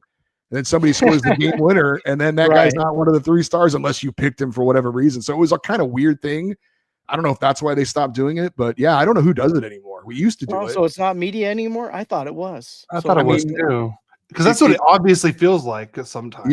Yeah. No, I mean, sitting up in the press box, and I do sit on the side with the like Helene Elliott used to be. I don't even know if the LA Times has anybody up there anymore, to be honest with you. I know it's because I mean newspapers are what they are. And the TV people never send anyone unless it's a playoff game or a really, some big game. So it's mostly the bloggers and the podcasters and, that kind of thing. So, and we're over there in one side of the press box over by like the snacks, which is nice. But no, they don't come around and ask us anymore. Like who's your 3 stars? They used to do it. You would think it would be even easier now with like technology. You could just like, I don't know, email it or text it real quick. You could do it at the last second, but I don't know who does it anymore. Yeah, because I remember they talked about on 32 Thoughts about like who should win the Conn Smythe or even the 4 Nations thing, and Elliot Freeman was saying like, I picked these 3 players, but if this guy, if like you'll pick your 3rd, 2nd, and 1st, but he's like, if this player scores a goal to win the game, then he moves to number 1. Like you could put like extra stuff on it, or if he makes has a great defensive period, then he moves up, or if Binnington makes a great save, he move him to number 1. Like I heard that's how they do it for those kind of games. So I don't know what it's like for the everyday game like that. So that's actually, I didn't know that, Eddie. I thought it was media still. Yeah, no, it used to be, but they don't. I don't know who does it now. Maybe it's honestly, I don't know. I have no idea. How about another thing that I found out through just behind the scenes? I always thought the person that, and again, this is just for the Kings. I don't know how they do it anywhere else. I always thought the person that fired off the goal horn was the guy down on the ice. It's actually Dieter Rule. I don't know if you guys know who Dieter Rule is. Yeah. He's the organist for the Kings and the Dodgers. He's the guy who fires off the goal horn. Underneath his organ, there's a trigger, and it's got like a red cover over it, like it's launching a missile or something. So he doesn't accidentally like hit it. Okay. And he's like, I remember one time we went up there and he showed me, his setup. And he's like, I'd let you fire off the goal horn, but we're too close to game time. Like if I would have showed up, 30 minutes earlier, I could have done it. And I was like, okay, awesome. No problem. But yeah, he's a red trigger under his organ that he fires it off when the Kings score a goal or at the end of a game. So I didn't know that. I want to meet the Colorado Avalanche guy that's in charge of his goal horn, because when the Colorado and Dallas first played against each other after the Rantanen, he like spammed the goal horn, Dad. He hit it like 8 times. Yes, he did. It was on the overtime winner. It was hilarious. I was like, God, he hit it like 8 times. He did. There was I saw on social media an angle of the Alec Martinez game-winning double overtime Stanley Cup final clinching goal. Mm-hmm. It was from inside the net behind Henrik Lundqvist. I'd never seen this angle before. It was kind of going on social media. And then the guy who posted it said, how have I never seen this angle before? And so I was watching it, and understandably so, Dieter laid on the goal horn after that one. It went on forever and ever and ever. Imagine. Yeah. So that was one of the things I want to see that angle now. That'd be interesting. I'll see if I can send it to you. All right, perfect. That would be awesome. All right, is it my turn to talk about my game now? Yeah, your last game, and then we have one more. So speaking of beating the Rangers, the Ducks, who make me have gray hairs in this game. This was a back and forth game all around. The Ducks were dominating the offensive play in the first period, but of course, who gets the first goal? The Rangers. Adam Fox gets his 7th of the year to make it a 1-0 game. And this was just a really unlucky play, and Fox just happened to be in the right spot at the right time. So the Rangers take the lead on this one, but so it takes us over 40 games to score one shorthanded goal, but it takes us 2 games in a row to get 2 shorthanded goals in back-to-back games, which is crazy. Alex Killorn gets the scoring started for Anaheim again, getting his 18th of the season, assist from Leo Carlsson on the shorthanded variety again, which is crazy. And then, of course, JT Miller, notified duck killer, especially when he was with the Canucks. Again, just an unlucky play. I don't even think this puck was even supposed to go to him, but he got it. He roofed it, to make it a 2-1 game after 1 period. And like I said, the Ducks were dominating the offensive zone. Shesterkin was standing on his head, pretty much. He made some incredible saves in that first period. Then we move to the second period. Alexis Lafreniere scores his 16th of the year to make it 3-1 New York, and that was the only goal we had in that second period. But then the comeback kids of Anaheim come alive again in the third period. Uncle Leo Carlsson gets his 19th of the season assist from Zellweger and Zegras to make it 3-2 Anaheim on a beautiful snapshot. And then, of course, the Ducks get into power play trouble as normal. And Mika Zibanejad gets his 16th of the year on the power play. Wow, he only has 16 goals this year. That's crazy. So now it's 4-2 New York at the 4:35 mark. And then Cutter Gauthier again gets his 15th of the season. Uncle Leo with the assist and Lacombe with the secondary. Now it's 4-3 New York at the 4:12 mark on the backhanded shot from Cutter. And then little Olin Zelli with the nice Selly ties the game up at the 18:15 mark on a snapshot with a beautiful pass from Minchikov to hit the wide open Zelli with the nice Selly. I like that little rhyme. Leo gets another assist in this game, with his 20th assist of the season. So now we're tied 4-4, and then we go into overtime. And finally, the Ducks finally win another game in overtime. Mason McTavish taps it in on a nice little tic-tac-toe play. It was just I was so happy about this game, because this game the Ducks were like playing well, but we just couldn't put the puck in the back of the net. But Lacombe and Gauthier get the assist on the game winner from McTavish. So the Ducks win just under a minute in overtime on a nice tip and goal from Mason McTavish.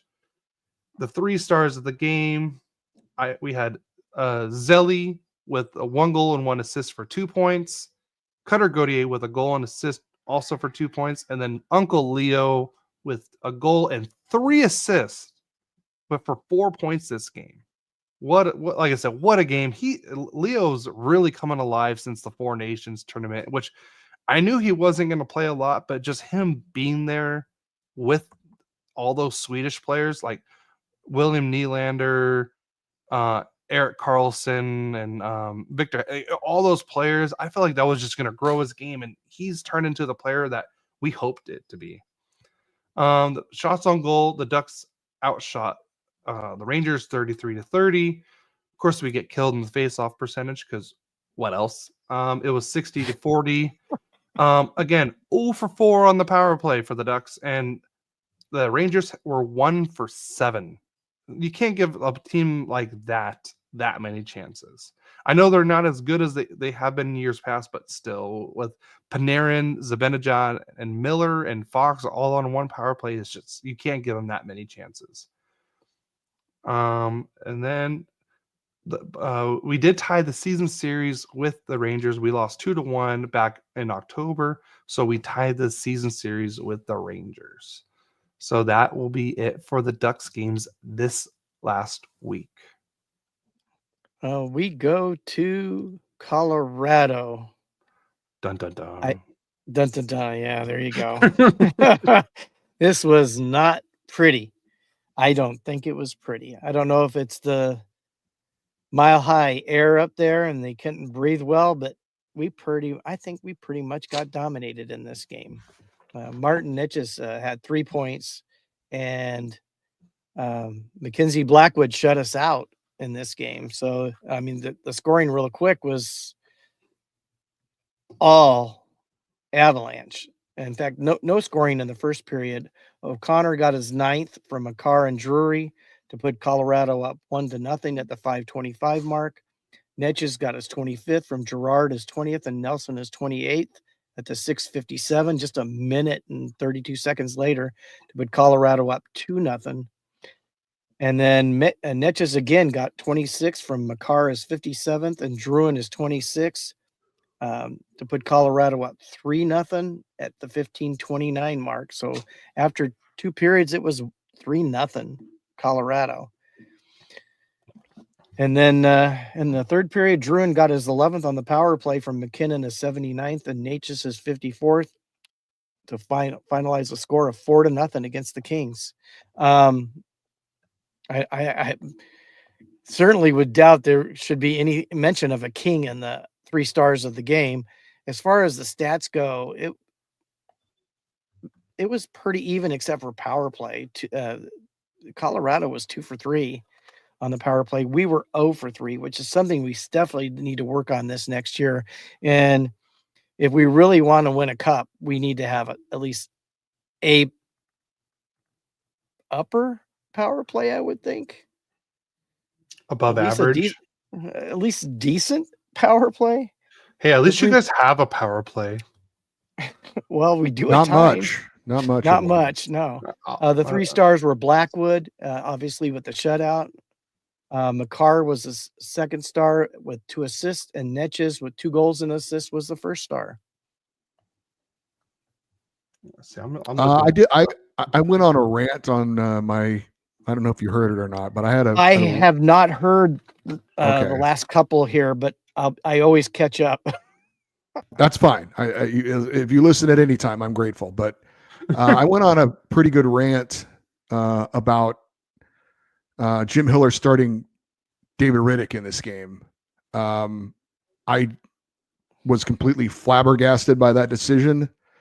I have no idea why he decided to do it. His post-game comments didn't really shed much light on it, other than to say something like he wanted Rittich to see if Rittich could build on the win over Carolina, and they wanted to get him going. And I'm like, get him going for what? He's not going to be playing in the playoffs.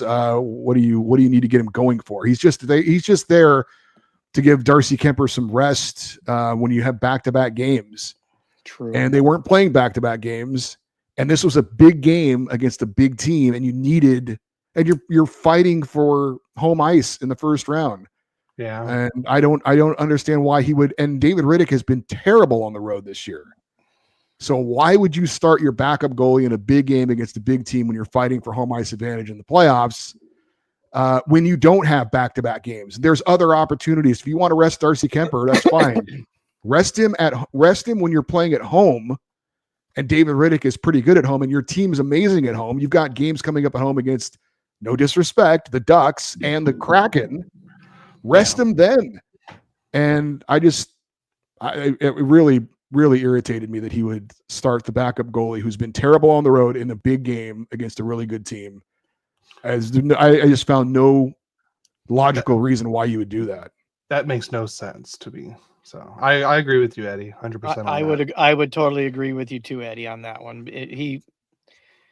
Riddick has been okay.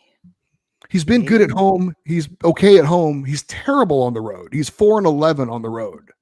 Yeah, you got to play Kemper more. Well, you got to play him in that game for sure. You know, it's an important game. Yeah. I totally and again, I know I ranted on this a little bit on social media too, and people are like, "Well, if you don't score any goals, you're not going to win," and that's true. Yeah, maybe they lose 1-0, or maybe it's who knows. You don't know. Well, you never know. I mean, you make the big save, and then the team gets inspired, and then that changes the way the offense. Right. I mean, momentum. I played sports, in high school. And one thing is momentum that coach always was trying to teach us. We have to get the momentum, the tempo back. It has to be in our favor. And the Kings play a certain style of game. And if they do play it well, it inspires not just their offense but their defense too.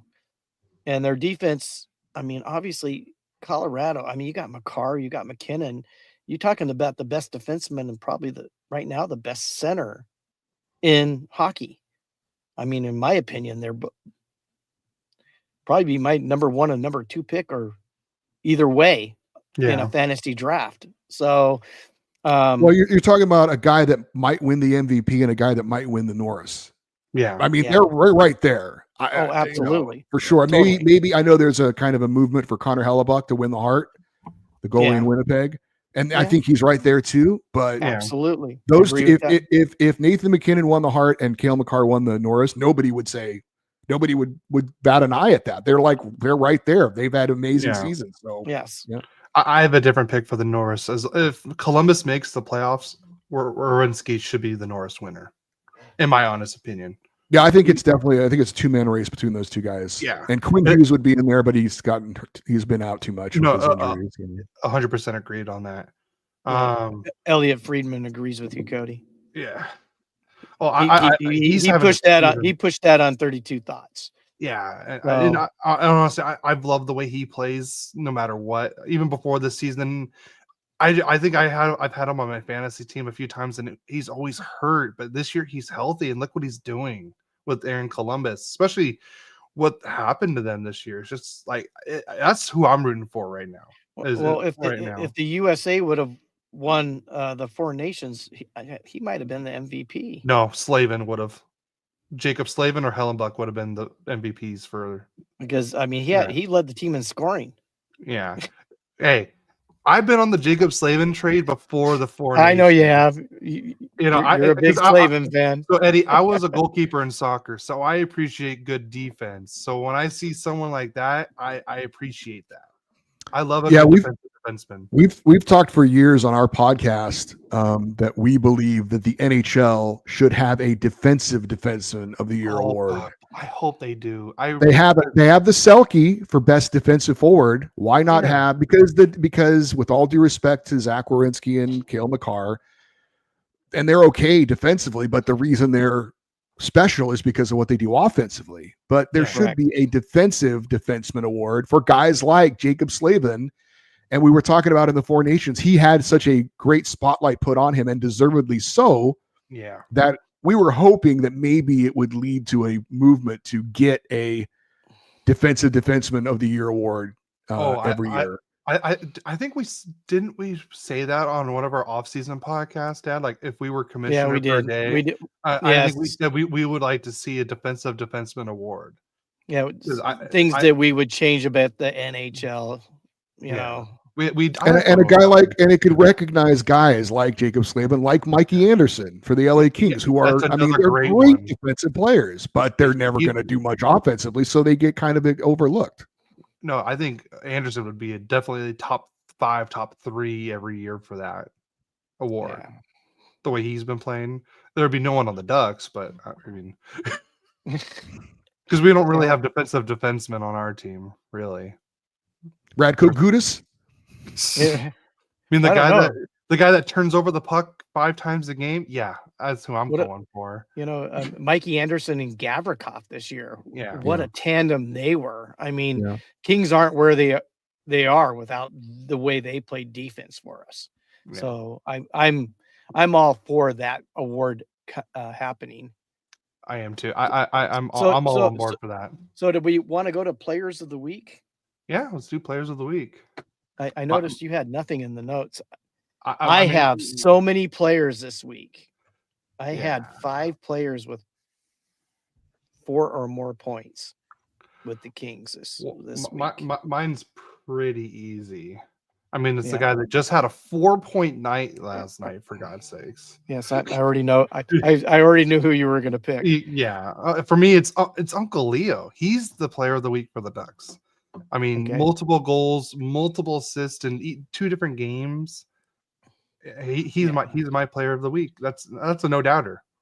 Well, mine is it's the first time this guy's going to win it for the Kings this year. I picked and it didn't spell right. Andrei Kuzmenko. He had 2 goals. I just noticed that it auto-corrected on my notes. Andrew. So Andrew he's no longer Russian. This is the American version of but Kuzmenko. He had two goals and 2 assists. We had 3 other players with 2 goals and 2 assists, and the only one with 5 points was Fiala with 3 goals and 2 assists. But Fiala's got the award before, and I thought Andrei Kuzmenko deserved it. Eddie, did you have a pick this week for King of the Week?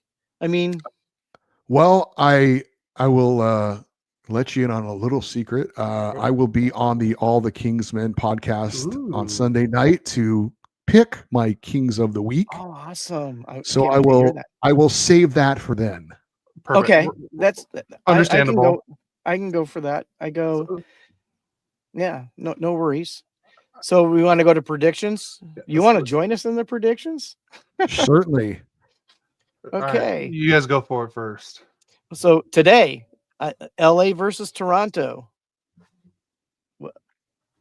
Hey, I said it earlier. They have not lost to any team that's currently in the top 3 of their division. So I'm sticking with it. I'm saying Kings beat the Maple Leafs. Yeah, I got them losing 5-2 with the idea that that's the key to get the win. Okay, whatever it takes. You know, I'm 7 for 7 in the last 2 weeks. So that's like I have a friend who goes to the games, and look, the Kings have been amazing at home. So him going to the home games and them winning is not, something magical. But he always texts me, "I'm here," and they always seem to win. So I'm like, all right, make sure you do your magic. So yeah, well, tell them to do your normal. I want to be wrong on that one. Yeah, I want you to be wrong too. Thanks, Eddie. I appreciate it. I want you to always be wrong, Dad. Is that okay? Yeah, sure. Well, I'll get to you later, son. Yeah. And then we have a back-to-back again, a Saturday, Sunday back-to-back. Isn't this the third week in a row? Third week in a row, I think. It's definitely the second week in a row. I know that. Yeah, I know it was last week. And they were playing the San Jose Sharks, which we don't have a great record against them. No, we don't. And they beat the Maple Leafs in a shootout the other night, which I'm sure Toronto was having a heart attack over that. I think one of our losses at home is San Jose. It is, yeah. It is. And the Ducks and yep. It's like Chicago might be in there too, I think. Yeah, Chicago's in there too. Yeah. So I mean, and we don't have that many of those, but I have us winning that game 4-3. We do put a score in there. You don't have to put a score in if you want, Eddie. I know you're going to pick a victory on that one, aren't you? I am, but it would not shock me if the Kings beat the Leafs and lost to the Sharks. It would not shock me just because of what we talked about. They've been that way, and well. We'll see. I'm sure David Riddick will start in that game. If he doesn't, I'm going to have another rant on my show. But clearly, Kemper should go against the Leafs and Riddick against the Sharks. Wow, we'll see if that happens. You guys just don't do good at home against the bad teams. No, it's true. Yeah. It's absolutely true. San Jose, the Canucks, the Sabres. You guys lost 1-0. Well, the Canucks aren't that bad. Yeah, but you're right. But they're not good either. All of our home losses, I believe, are to teams that are currently not in a playoff spot. The Pittsburgh Penguins. Yeah, I was at that game as a fan. I was so upset. Yeah, that was the first game back after they had the game that was postponed because of the fires. Oh, yeah. That's right. And so they were honoring all the first responders, and then the team went out and just absolutely laid an egg, which didn't go over well. Yes. Yeah. And then on Tuesday we were playing Winnipeg. And I have us losing that game 4-3. Well, it's at home, so I'm picking them to win. So you got 3 wins. You're going to probably go 4 wins. I went 2-2. I picked beating Utah Hockey Club, but that's in Utah. I have us beating them 5-3. Yeah, fortunately, Utah is not good at home this year, which is surprising because I would have thought you go from Arizona to Utah, you've got a sold out building. enthusiasm. I thought they'd have a pretty good home record this year, but I actually think they've been better on the road than at home, which is weird. They have been. It's weird. So I'll pick. Yeah, you're going to pick them to win. I'll pick the Kings. Yeah. They've had injury problems. I think that's hurt them too. Like losing Dursey. Look at that's another guy. They traded him, got a second round pick, and then he got what, a 4-year, $6.25 million contract. Yeah, he's been hurt most of the year. I think he's back now, just started playing again, but he was out for like 2 or 3 months. So, but by the way, it was the last 3 out of the last 4 weekends you guys have had back-to-backs. Okay, so we're not too far off on that one. Yeah. What about you, Cody? You gonna pick yours? Yeah. So I have the Ducks losing at home to Toronto tomorrow, 5-3. The Ducks just always seem to lay an egg against the Maple Leafs at home every time, but I do have the Ducks beating San Jose at home on Tuesday 4-1, and then the Ducks just seem to always struggle against Calgary, especially in Calgary. So I have them losing 3-2 in Calgary. Yeah. Okay, so. I do have a trivia question. Eddie, you can feel free if you know the answer to this for you, Cody, because you seem to never give me one, so I'm going to give you one. And I do everything else. How about this? You do the trivia, I do everything else. I know. he does all the editing and all that stuff because I'm not that technical. To what team did the Anaheim Mighty Ducks trade Teemu Selanne midway through the 2001 season? What team? That's an easy one, but why? Why you gotta give me this? Like, I was so sad when this happened. I know it was like what, 9 or 10 years old, but still. Was it the Sharks? It was the Sharks. It was the Sharks. Yes. It pisses me off because when the Ducks did their first Stanley Cup run in 2003, Selanne was not part of it. And then when the Ducks went on the other Stanley Cup run when we won, Korea was not part of it. So my Ducks partner, his most hated all-time Duck is Jeff Friesen, partly because he was part of the trade for Teemu Selanne, and the other part was that he had no interest in being a Duck and came here apparently and completely tanked it until he got traded to wherever else he went, and then he suddenly became a decent player again. So that's how I remember the Jeff Friesen was a part of the Teemu Selanne trade. God, I remember that name, but I would have never thought of it until you brought it up. Yeah. That's like the main reason why I hate the Golden Knights is because they not rigged, but they like took the Shea Theodore right under the Ducks pretty much. And I still think that's probably one of the worst trades in Ducks history was trading Shea Theodore to the Golden Knights. Yeah, all because we wanted to keep Vatanen, who only kept for another season, if that. And then we traded him to New Jersey, but we got Henrique. But I think at this point, I would have rather had Shea Theodore. Well, yeah, Vegas took McNabb. They had Martinez, even Amadio. But Martinez all these ex-Kings went signed there, didn't he? He signed. He didn't go there. He signed there. Yes. Yeah, he wasn't traded. I'm just saying they picked him up. I mean, all these ex-Kings went and helped them. I want to beat the Vegas Golden Knights at every chance I get, just like the Oilers. Yeah. So let's move on to the playoff format right now. So in the West right now, I think it's looking pretty safe for the top 3 teams in the Pacific. I think those are the 3 teams. Nobody else is going to take those spots. It's just now who's going to be where. I think it's just more between the second and third spot with LA and Edmonton. I think that's the only one that may or may not switch. Right. And then in the Central, I think Winnipeg is probably going to take the number 1 spot there. Dallas and Colorado are 5 points. There's a difference of 5 points. And Dallas actually does have a game in hand. So each team has about 9 to 10 games left. So I don't think that's enough time. But in the wild card right now, Minnesota has 87 points in the first spot, and St. Louis is in the second spot with 85 points. And then Vancouver has 81, and then Calgary 79, and Utah 76. And then the Ducks have 72, but I wasn't thinking the Ducks have a chance. But if anything, it's between, I would say, Calgary and Vancouver that could take that last spot. But the way St. Louis is looking, I don't think anyone's going to take that spot.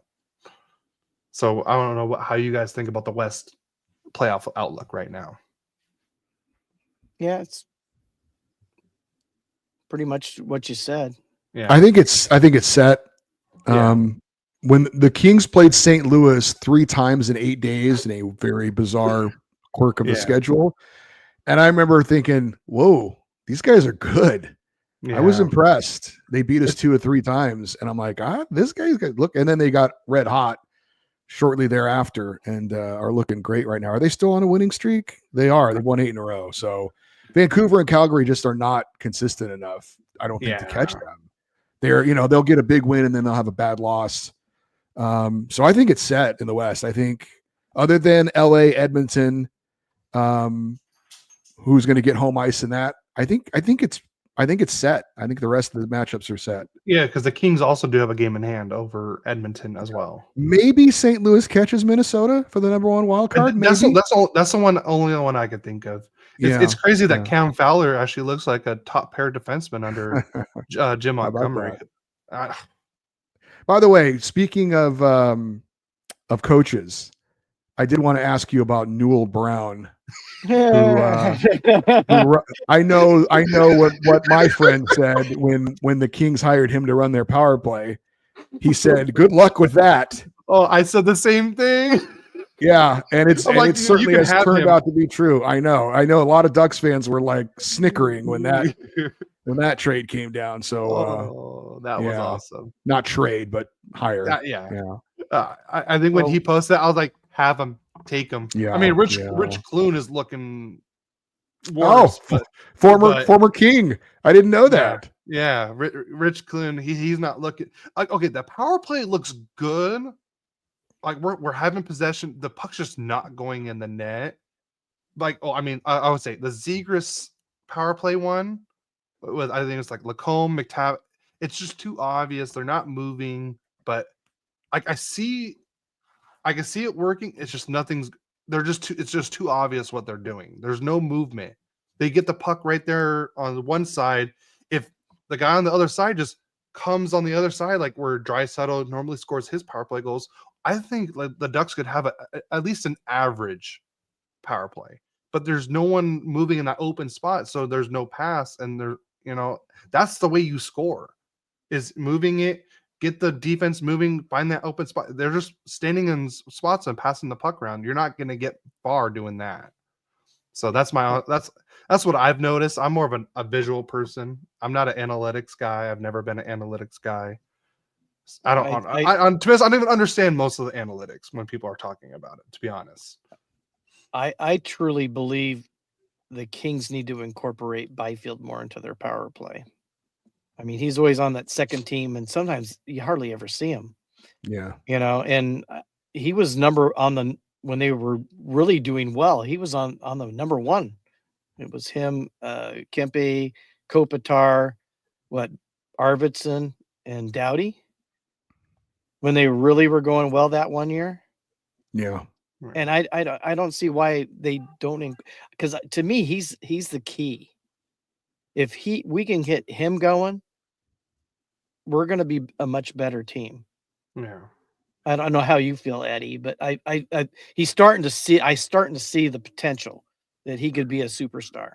Yeah, for sure. No, he's given us a really nice little taste of what he can be. Obviously, consistency is the key for all great players. It's not just being good occasionally. You've got to be good consistently. So, yeah, and I don't think he has to be the Kings' best player if they're going to win a playoff series, but he's got to be in the discussion. Yeah. Yes. I think Kempe and Fiala and those guys need to carry the load, but I think he's got to be a part of it. He doesn't have to be the guy, but he definitely has to be a part of it. So he is a key player without question. Yeah. So let's move to the East for playoffs. I feel like in the Metro, everything is set for the divisional part. Capitals easily got the number 1. Hurricanes got the number 2 with 92 points. And then New Jersey has 83 points in the 3rd spot. I think the Atlantic division is set.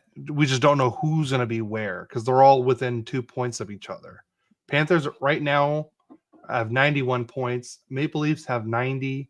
Tampa Bay has 89, and they've all played 72 games. So they all have 10 games left. So that one is just like who's going to be where, pretty much. Wild card. I agree. I know Toronto and Florida have at least one more game against each other. I don't know what the head-to-head matchups are with Tampa Bay. With those other ones. Yeah, I would kind of tend to lean towards Tampa Bay a little bit. Because Florida's got their issues with injuries. Toronto's up and down, as we saw with the loss to the Sharks. If I had to pick one, I think I'd probably go Tampa Bay to win the division, but it's close, obviously. Yeah. And then in the wild card, we have the Ottawa Senators with 71 games played with 81 points. And then Columbus is in the 2nd spot as of right now. 71 games played with 75 points, but Montreal and New York also have 75 points. So I think Ottawa is going to get the number 1 wild card. Yeah. I have no idea what's going on with that 2nd wild card because all these teams are losing. I'm rooting like you are for Columbus because it's been such a fun story. Obviously the Johnny Gaudreau tragedy and just the way they've played. I don't know if you watched the game yesterday, but that Canucks Blue Jackets game was amazing. Oh, yes. It was really fun watching that game. So I'm rooting for Columbus. I hope, and they do have a game in hand on Montreal and 2 on New York. The Rangers, I mean, what the heck, man? Going from President's Trophy to maybe out of the playoffs is obviously a giant disappointment for them. Yeah. So I'm rooting for Columbus, but I really don't have a good read on how that's going to shake out.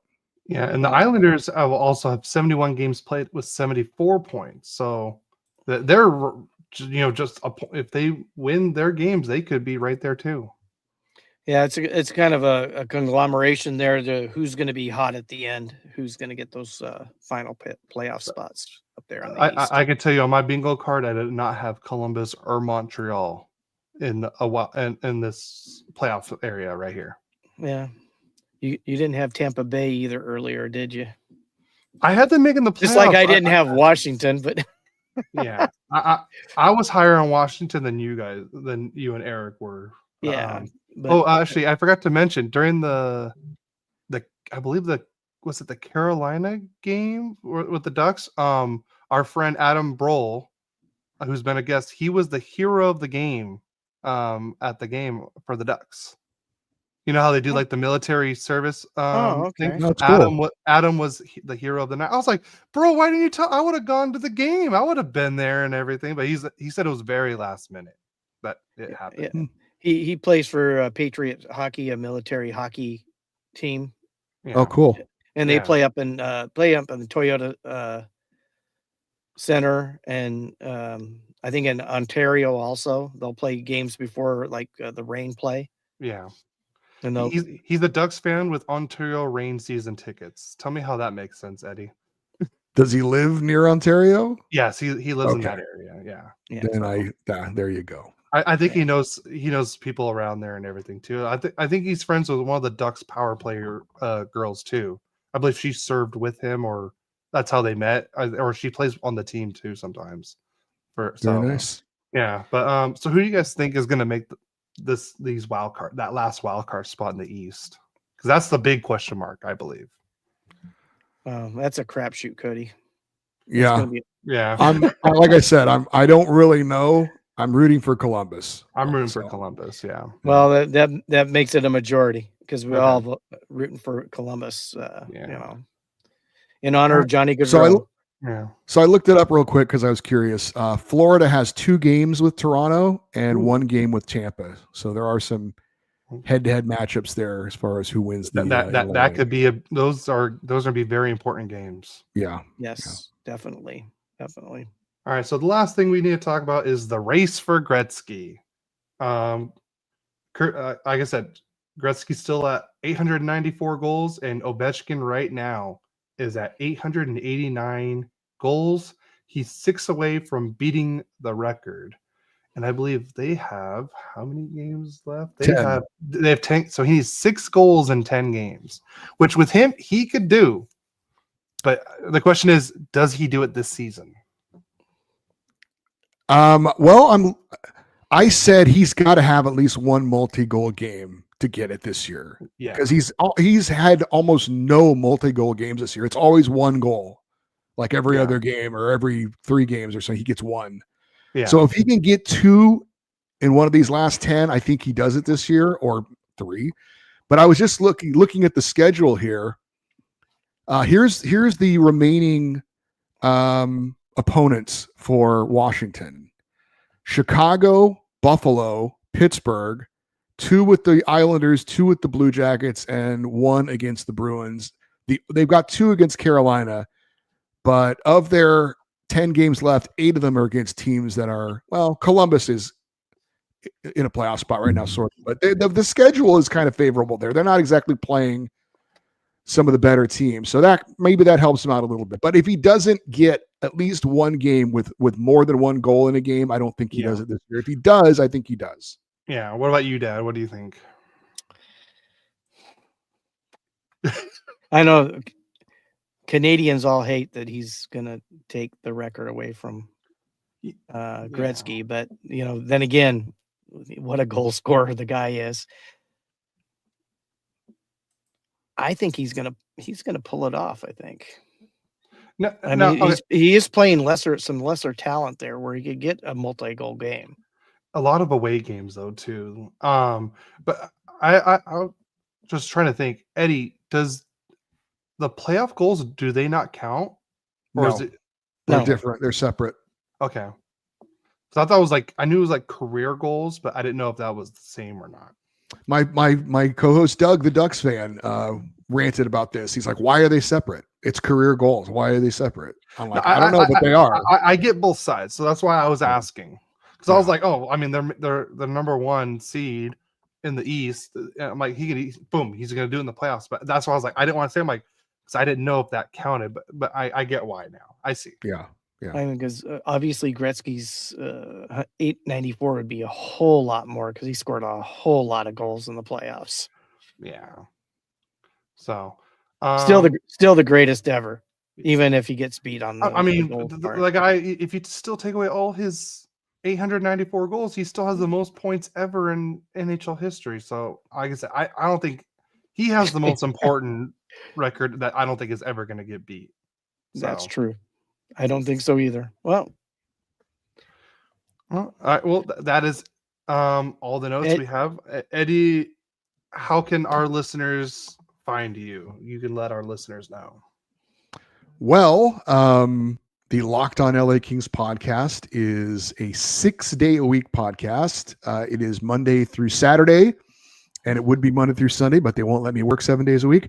So if you want to find it, it's on YouTube. Search Locked On LA Kings. Don't say Locked On Kings, because then you'll get a basketball team in Sacramento, which I don't think many people around here care about. But also wherever you get your podcast, Apple Podcasts, Spotify, Locked On LA Kings. Yeah. Yes. And we'd highly recommend. Eddie does such a great job. Yes. With the Locked On Kings. You never disappoint, Eddie. Thank you. I appreciate that. And if you want to listen to a Kings fan and a Ducks fan talk about the entire NHL, other than this show, you can also check out the Puck podcast. Wherever you get your podcasts. Been going on 18 years, and we've done a show every week for 18 years. And when I say that, I sound like, what are we doing? Why would we do that? But we do. And it's become it's just part of my week. It's what we do. You know what I mean? So absolutely. We understand totally what you mean, Eddie. So it's always good to stay connected with one of my good friends. Yeah. As well. So it's kind of become that as well. So well, it's like how we feel a father son doing Ducks and Kings podcast together. It's a once a week thing, right? Once a week. Yeah. Every weekend. So we do you guys make sure you're at least connected for 1 day a week. There you go. Absolutely. So I'm a truck driver, so I'm always on that's like my daily thing is I AirPod in and I just listen to my podcast. That's all I do. So I'll definitely add you guys to my schedule for sure. Appreciate it. Thank you. Yeah, of course. And we thank you so much for joining us today, Eddie, and taking all this time out of your Saturday. And like I said, I'm a huge fan. Yeah. And I kept wanting to reach out. And Cody, thanks for that, because what a surprise, because you could tell I was a little in awe at the start of the podcast, because I was. Yeah. Oh, so he didn't let you know until the start of the show that this was happening? I did not. So that's why I was a little tongue-tied at the start. Because I usually start us off, and I do a decent job of it, I think. But I was tongue-tied at the start. So well, my plan was to have you on, Eddie, and then I was going to put you off stage, and then when I got my dad ready, and then we were going to start the podcast. I was going to tell you this all beforehand, anyways. Like when I got you on, but we were all having technical issues to start today. And I was gonna have you. I was gonna surprise my dad do the intro live, and I was like, "All right, before we get started, I have a special guest and just bring you on to really surprise him." Well, I was really surprised. It worked anyways. out no matter what. It worked. I was really surprised, anyways, and really thank you for it, Eddie. It's like a dream come true. Yeah, So that's right. I'm a making fan. Dreams come true. I appreciate it.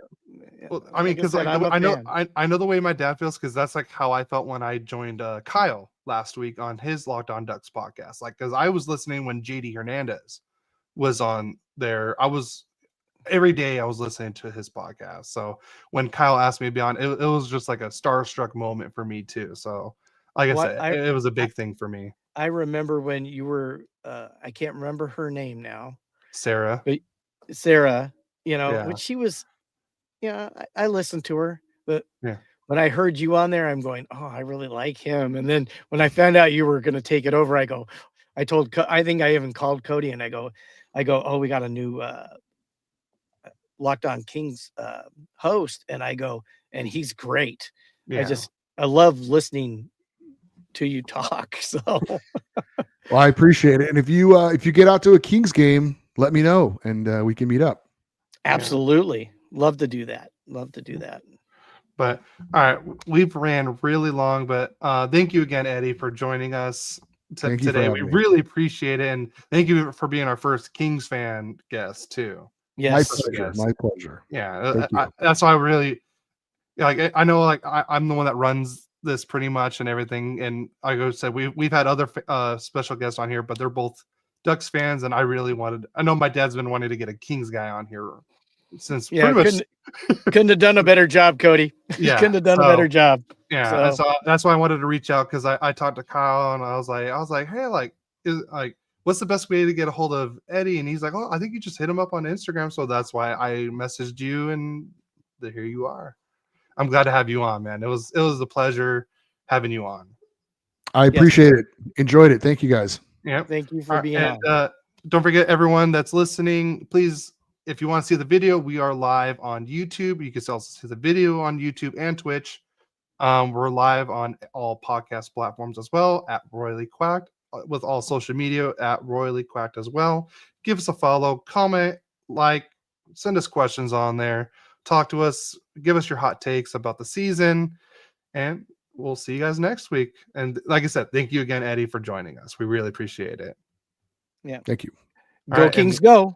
All right, let's go Ducks. And Eddie, finish us off with it. You're good. Go Kings, go. Go Kings, go. All right. We'll see you guys next week. All right.